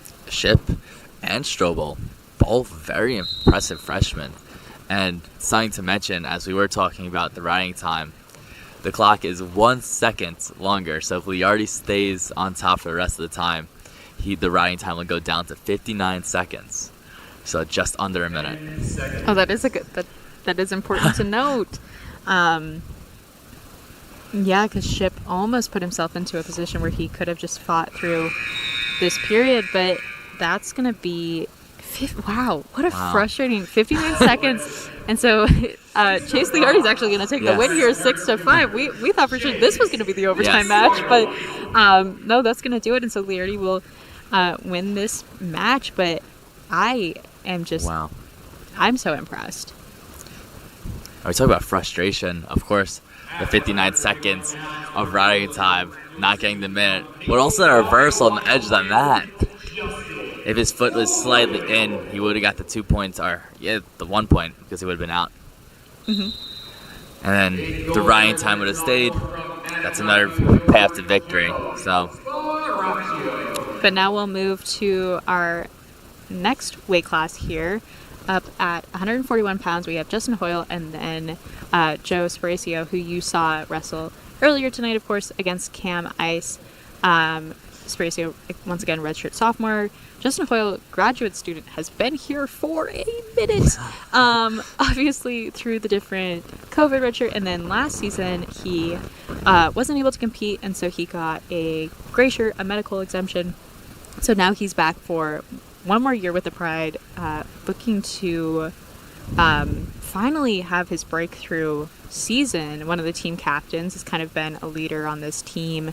Went 1-1 last season, obviously, because he didn't wrestle. 49-38 overall in his time at Hofstra, though. Yeah, Sparacio looked very impressive earlier against Cam Ice. So let's see what he can do against Turley. But this is the first time we've seen Turley in forever. And the last time we saw him was when he placed in the EIWAs, getting 7th place there. And that's his goal. His goal is past the EIWAs. He wants to make it to the national championship. So that's why he's staying here. He has goals, he has aspirations, he has dreams. So we're gonna see a very motivated Justin Hoyle this season. Mm-hmm. So I'm excited to see how that motivation will push him to be an even better wrestler than he already is. Yeah, that was a really nice takedown from Hoyle, who did exactly what you are expecting your older guys to do, is set up a really solid takedown, have really solid technique. So he takes the lead in this first period, 3-0. Sparacio doing a good job of building up, but got himself in a dangerous position there, right on his butt. But Hoyle wasn't able to quite fold him up, though. He'll keep trying to. Sparacio trying to turn and get out of that, but Hoyle doing a really good job of following, staying close, making it hard. Sparacio is going to try to create some space and really open up so that he's able to hip heist and get out. But Hoyle, a veteran at this point, he knows what he needs to be doing. good to see different type of moves from Bracio, not just your simple stand-ups, get mat returned. If that didn't work, try something else. If he's putting heavy top pressure and you can't really find the edge, stand up. Those nice little forward rolls there, just try to create a little bit of separation, even though it didn't work out.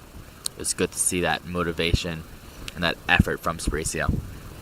As he'll get back up to his feet here, but Hoyle doing a really good job of just following as they'll go out of bounds. Bracio doing a good job of trying to continuously move. You can't stop when you're in that spot on bottom, especially because he keeps almost getting himself in these really dangerous spots.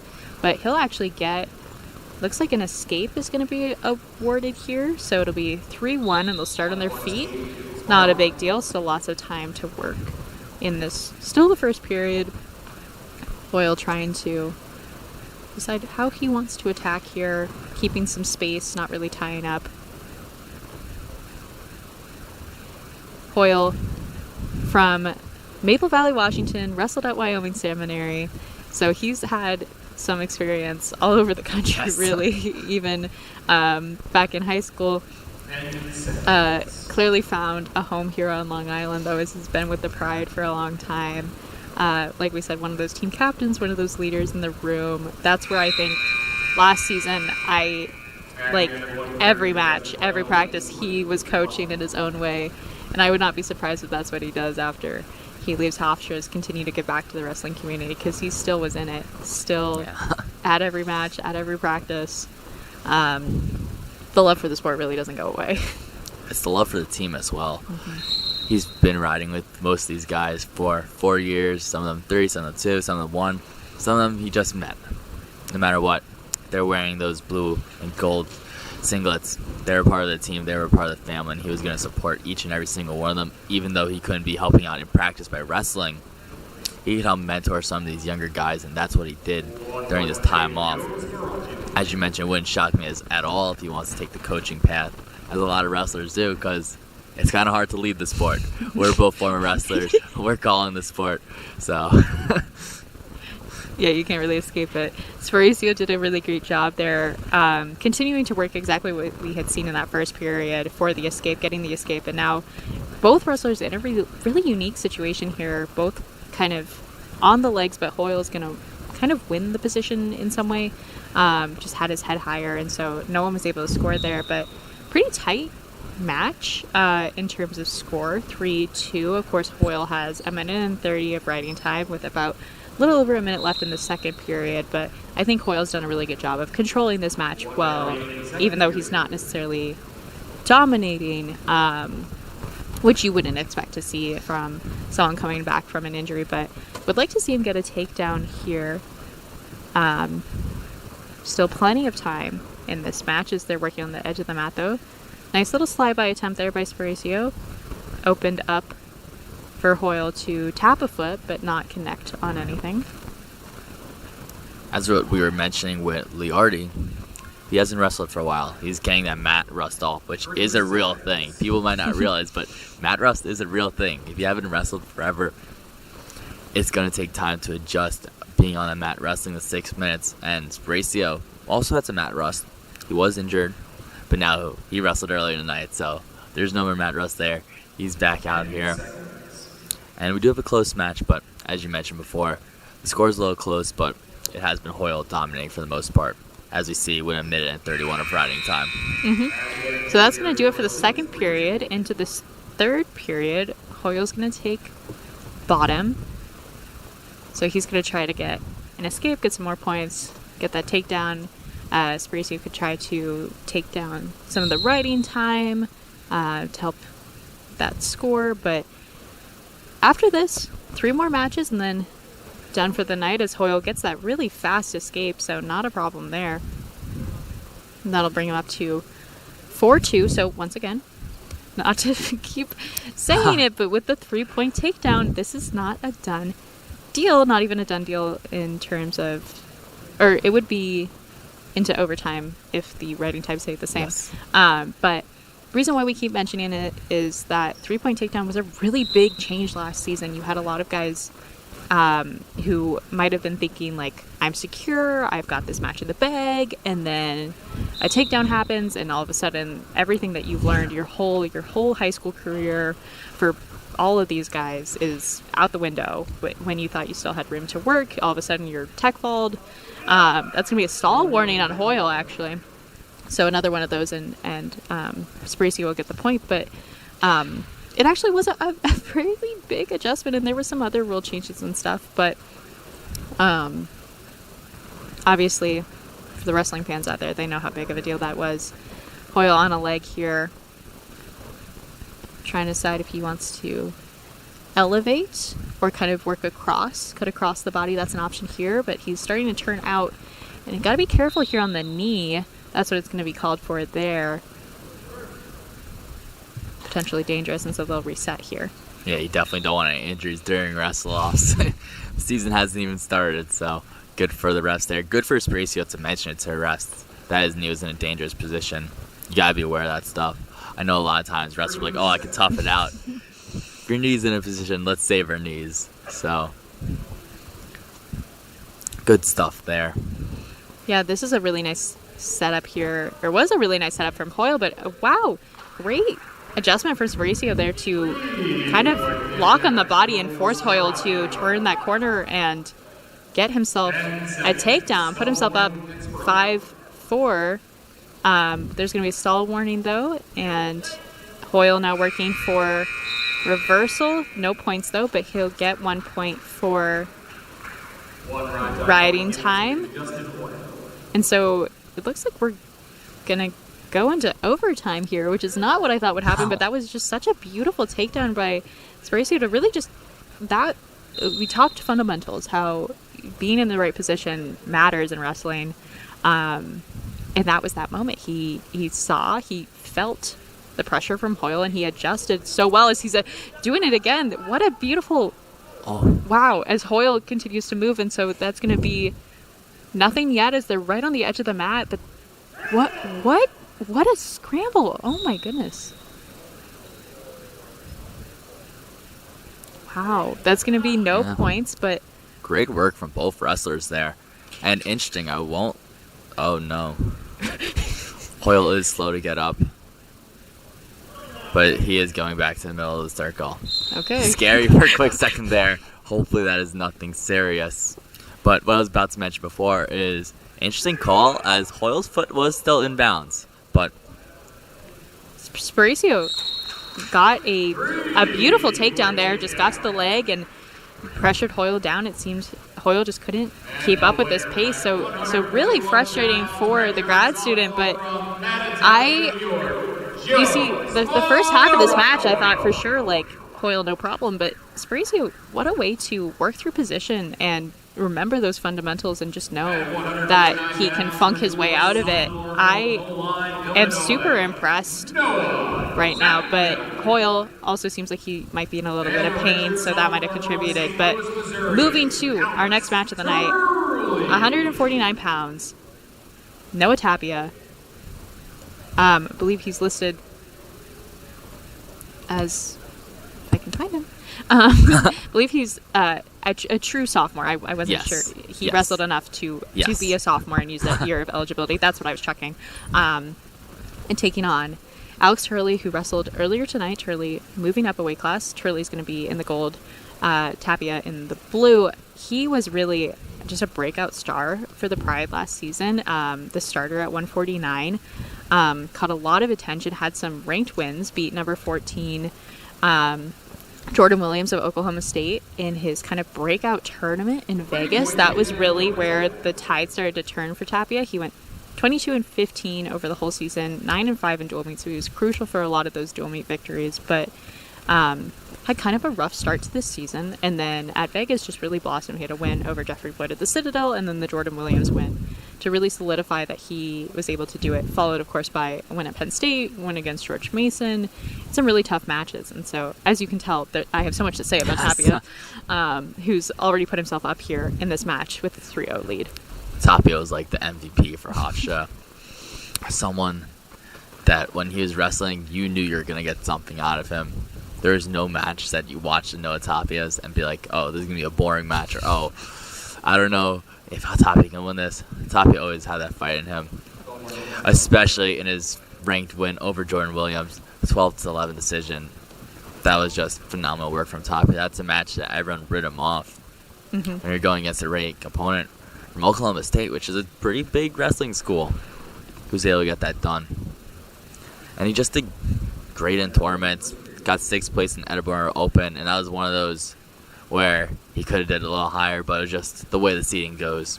He went 5-1 at the Franklin and Marshall Open, and so it's the same as the Edinburgh Open where he got 6th place. But once you lose that first matchup, sometimes all you can get is 6th place. Sometimes all you can do is fight up to a certain position. Well, he had multiple times. I believe he had the most matches of any member of the Pride last season. And that would be because he reached his maximum number of matches on the day multiple times.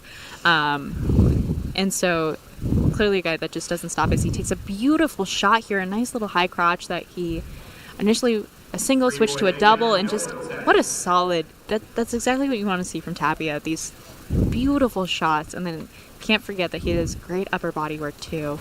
Clearly Illinois really showing off today. But that'll put him up 6-1 as we get to the end of this first period. Tapia a few times this season had some checking to see what his he had 1 pin, 12 decisions, 5 major decisions, and 3 tech falls. So he's definitely someone who's able to put some points on the board. In terms of dual meets, he outscored his opponents 35-18, and so he definitely provided some of those really clutch wins for the Pride. Yeah, and to mention on our previous matchups a bit, on paper and how the matchup's been going, I'm pretty confident to say that Noah Tapia will more than likely win the matchup. But the thing with wrestling is anything can happen. That's what we've seen tonight. We all thought Justin Hoyle was going to beat Sparaccio. Sparaccio just proved that he's improved a lot. We didn't see him for a while. I kind of forgot how good he was. What we've seen from our 2 freshmen in Gage Ship and Teague Strobel, 2 matchups, we thought Dylan Acevedo was going to win. We thought Ryan Arbrett was going to win. We thought Chase Liard was going to win. And even though Chase Liard was going to win, he won by 1 second. So some really competitive matchups. And it's exciting stuff to see. As you mentioned earlier, you do want your starters to win. You want them to win. You want them to win by clean fashion, dominant fashion. But the fact that you have these other guys that can step up and that are young too, it shows how good the recruiting has been and the promise that the Hofstra program has. Yeah, haven't said too much about Turley so far in this match because you did get to see him wrestle earlier tonight against Dylan Zinian. But again, 2 really young guys, lots of talent. The ceiling for this team is so high. They have so much that they can do, so much to work with. We're going to have 2 more matches after this, and that'll be it for the night. Really excited for this next match, and then obviously we'll end the night with 1 more after that. But Tapia in on another leg here, going to go for another takedown. He's got really solidly elevated single there as he goes for a trip. Gets that takedown nice and easy. Turley, not much you can really do there to defend unless you want to try to dive and go for the ankle, which our next wrestler, Kyle Mosher, that's one of his classics. Bread and butter. Bread and butter. I was blown away watching how many times he will choose to dive for the leg. And so I don't know if we'll get to see that tonight, but that is something that he does a lot. But Turley did not do that. Tapia got the takedown to put himself up 9-2 going into this 3rd period. He's on bottom right now. And so only a few escapes, an escape and a takedown and maybe some back points away from a really solid win. Not quite a win by major decision yet, but working for it. Turley really trying to mat return. He will get the mat return, but Tapia quick to get back on his feet. He'll break the lock and get an escape. Turley quick on the shot, though, exactly what you want to see. Guy turns around, you shoot right for the legs, try to re-attack. So Tapia will be up 10-2 now. over a minute of riding time, and so he'll have that extra point should he need it. It's a nice little snap there, trying to circle behind as they go out of bounds, but exactly what you want to see from Tapia. This is really what a starter Turley was kind of a starter last season, but from a real star for the Pride, I guess. Yes. Tapia, even the simple stuff, just lacing the leg, or once you get mat return, just right back up. It's those simple stuff that matters so much in a wrestling match. And the fact he can do that with ease against someone that was a starter last year. Turley was a starter. It's not like he's going against a freshman that's his first matchup. Turley has the experience, and Tapia is just so smooth out there and wrestling a great matchup. Yeah, Tapia is someone who, as he's in on another shot here, just drilling these shots. One of the guys who competed this summer in some of the freestyle opens and some of those competitive tournaments had kind of a mixed bag of success there, but watching him practice and watching him move, he has this freestyle capability that I think you're starting to see some college guys start to open up and move away from the super traditional folk style, which I think Tapia is one of these guys who was extremely benefited by the three-point takedown. I think that went just straight to his advantage, truly, because he was able to drill all these beautiful takedowns and get those points, which is exactly what you want to do in freestyle. So he'll take the win 17-2, and just a beautiful performance there. Moving to our next match at 165 pounds, Kyle Mosher, the graduate student transfer from Columbia. Of course, Columbia, all of the Ivy Leagues only let the wrestlers do 4 years, so then you have to find a new home. But Mosher returning back to the island, actually, from Rockville Center, so real local, and he'll take on Matt Rogers, who you saw wrestle earlier tonight. But Mosher's not going to waste any time. He said, I came in here with Jamie Franco from Columbia. I'm going to make my name known here in a different line singlet, if you will. And you talked about fast and smooth earlier, Mosher. That's exactly what that was. That was beautiful work from Kyle to get the 3 points. And Kyle is someone that is very familiar with the Long Island area. Wrestled for Southside, which is Rockville Center. For people that don't know, 3-time county champion, 2019, 2018, and 2015 as an 8th grader, won the county champions. In 2019, he was state champion in a very tough weight class. And the years that he did not place first in the counties, he took second place. So he was always up there, as he took second in 2017 at 16. So someone that Long Island knows a lot about. And Jamie Franco has known him for a while too, even before Columbia. He's someone that has been at all the camps, always elevating his game since a very young age, since elementary style. So Kyle Mosher, very familiar with the area, and he's going to do some great things for Hofstra.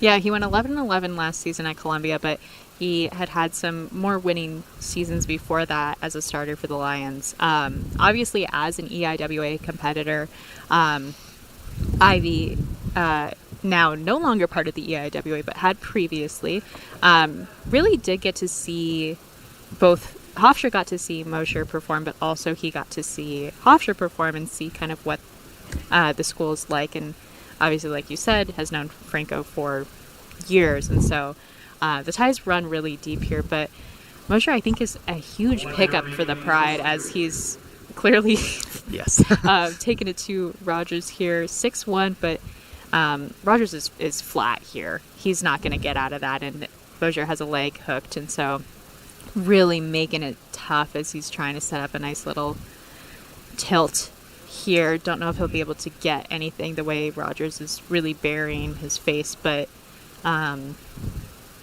really exciting pickup for the Pride. And you see him lace the leg there. What I've seen from Mosher in his past is he's really good at lacing the legs and turning from the bottom. He's good at a little crab turn. He's good at some stuff like that, which not every wrestler can do. So Mosher brings a different element to the team and bring a different element to defending. It's hard to defend that stuff. When someone that weighs 165 putting all his weight on you, lacing the legs and turning you, it's difficult, and he does it in such an excellent fashion. You see Rogers is having trouble getting up.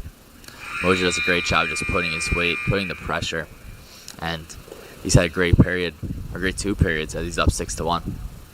Yeah, he's going to be up 6-1 with 2 minutes and 30 seconds of writing time. Rogers is going to go for a modified start here on top as we get into this second period, only the second period, but it's been kind of a long night. Yes. It's over after 7 o'clock. One more match after this, and then we'll be done. And you can actually tune in to Hofstra Women's Soccer on Flow Sports or 88.7 FM if you want to continue keeping up with the Pride. But the next you'll hear from us on beautiful takedown here by Mosier to get 3 points here and bring it up to 10-1. But obviously the next time you'll hear from us will be that November 16th tri-duel. So it'll be a really exciting long day of wrestling, but the Pride will compete at the Princeton Open and the Journeyman Classic before that. So these guys will get some more mat time under their belts. Man, that duck under from Kyle Mosier was something special. As you mentioned earlier, he is fast, but he's so smooth. Like, it was so quick and so technical. Roger just didn't see it coming. Great work from Kyle, and I just want to see more of it. I want to see him wrestle more. The match is not over, but I want to see him wrestle more and more and more. So this is a great pickup from the Pride, and I'm really happy that he will be wearing the blue and gold singlets for the rest of the season.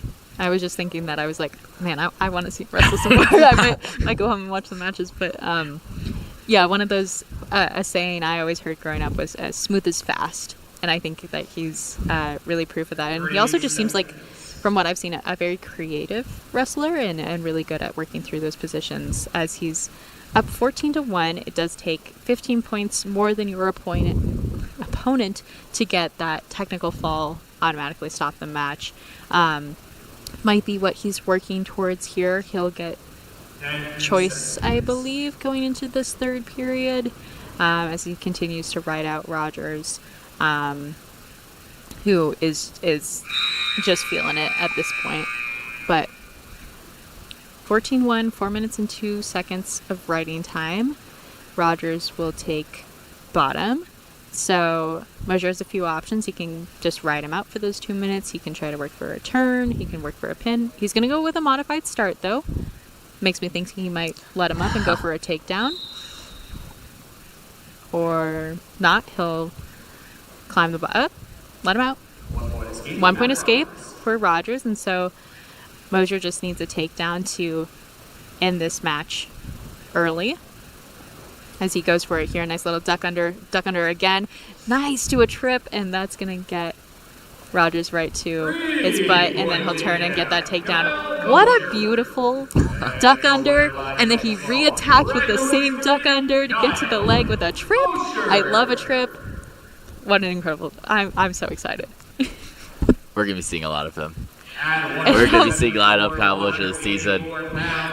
Super exciting pickup for the Pride. And then we'll move to our last match of the night. Gavin Prophet, and he's going to take on... sorry, I'm blanking. Matthew Waddell. Can't believe I missed that.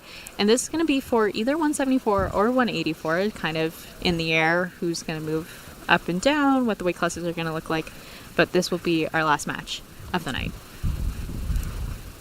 I could be wrong, but I believe that is Grayson Harris, not Matthew Waddell wrestling. Okay, thank you. I was like, I think that's Harris, but... Yes. That's not what it says. Yes. Anyway, either way, you're finally seeing Gavin Prophet, who was another one of those pickups for the Pride, a redshirt freshman. So he was one of those newcomers last season who showed just so much promise. And I got to say, I think practices really well against guys like Nick Miller and Will Conlon when you see him. And then this, I'm definitely sure this is Harris. Yes. Redshirt sophomore. So another fairly young guy who hasn't gotten too much time on the mat for the Pride. Prophet was someone that did get a little time in dual meets. He only wrestled one match, and it was against a very tough opponent as he wrestled the number 9 ranked Louis Dupre of Binghamton. He did lose 19-2 by tech fall, but the fact that he was rewarded or earned to start for the Pride in a dual meet. Just shows the promise and talent that Prophet has. An interesting fact about this matchup is Franco wants to see the loser of match 5 wrestle Gavin Prophet. Oh, that would be that would be that weird. would be why the PA announcer made the mistake. But curious what he's seeing, why he wants to lose there, not the winner there. Interesting tactics, but I think it's something to do with the 174, 184. We will more than likely see Prophet in that 184 position. So we'll see. Makes me think that when the match between Waddell and Harris was for who was going to be the starter at 174, and this is more the starter for 184, as Harris has really taken it to Prophet here. I'm very impressed by that. Is his takedown, but also, or no points yet, actually, believe it or not. Attempt on a takedown, but got Prophet to his back in what I thought for sure could have been a little pinning combo, or at least gotten some back points. It looks like he's going to have 4 back points, so this should be a 7-point series to put him up really high in this first period. But Prophet's going to get an escape. About 27 seconds left. The clock's being a little bit slow. That's why I was cautious to announce any points. But really good little spark of something from Harris there as he gets to an underhook here. Maybe we'll continue to pressure Prophet. This is a different matchup than we saw from before from Grayson Harris, as he gets another takedown and Prophet is back on his back. Maybe talk to some teammates, talking about a little more urgency, because the only points he got in the previous match of the night was 2 stalling points. That's why he went to overtime with Waddell, because he got stalling points awarded to him.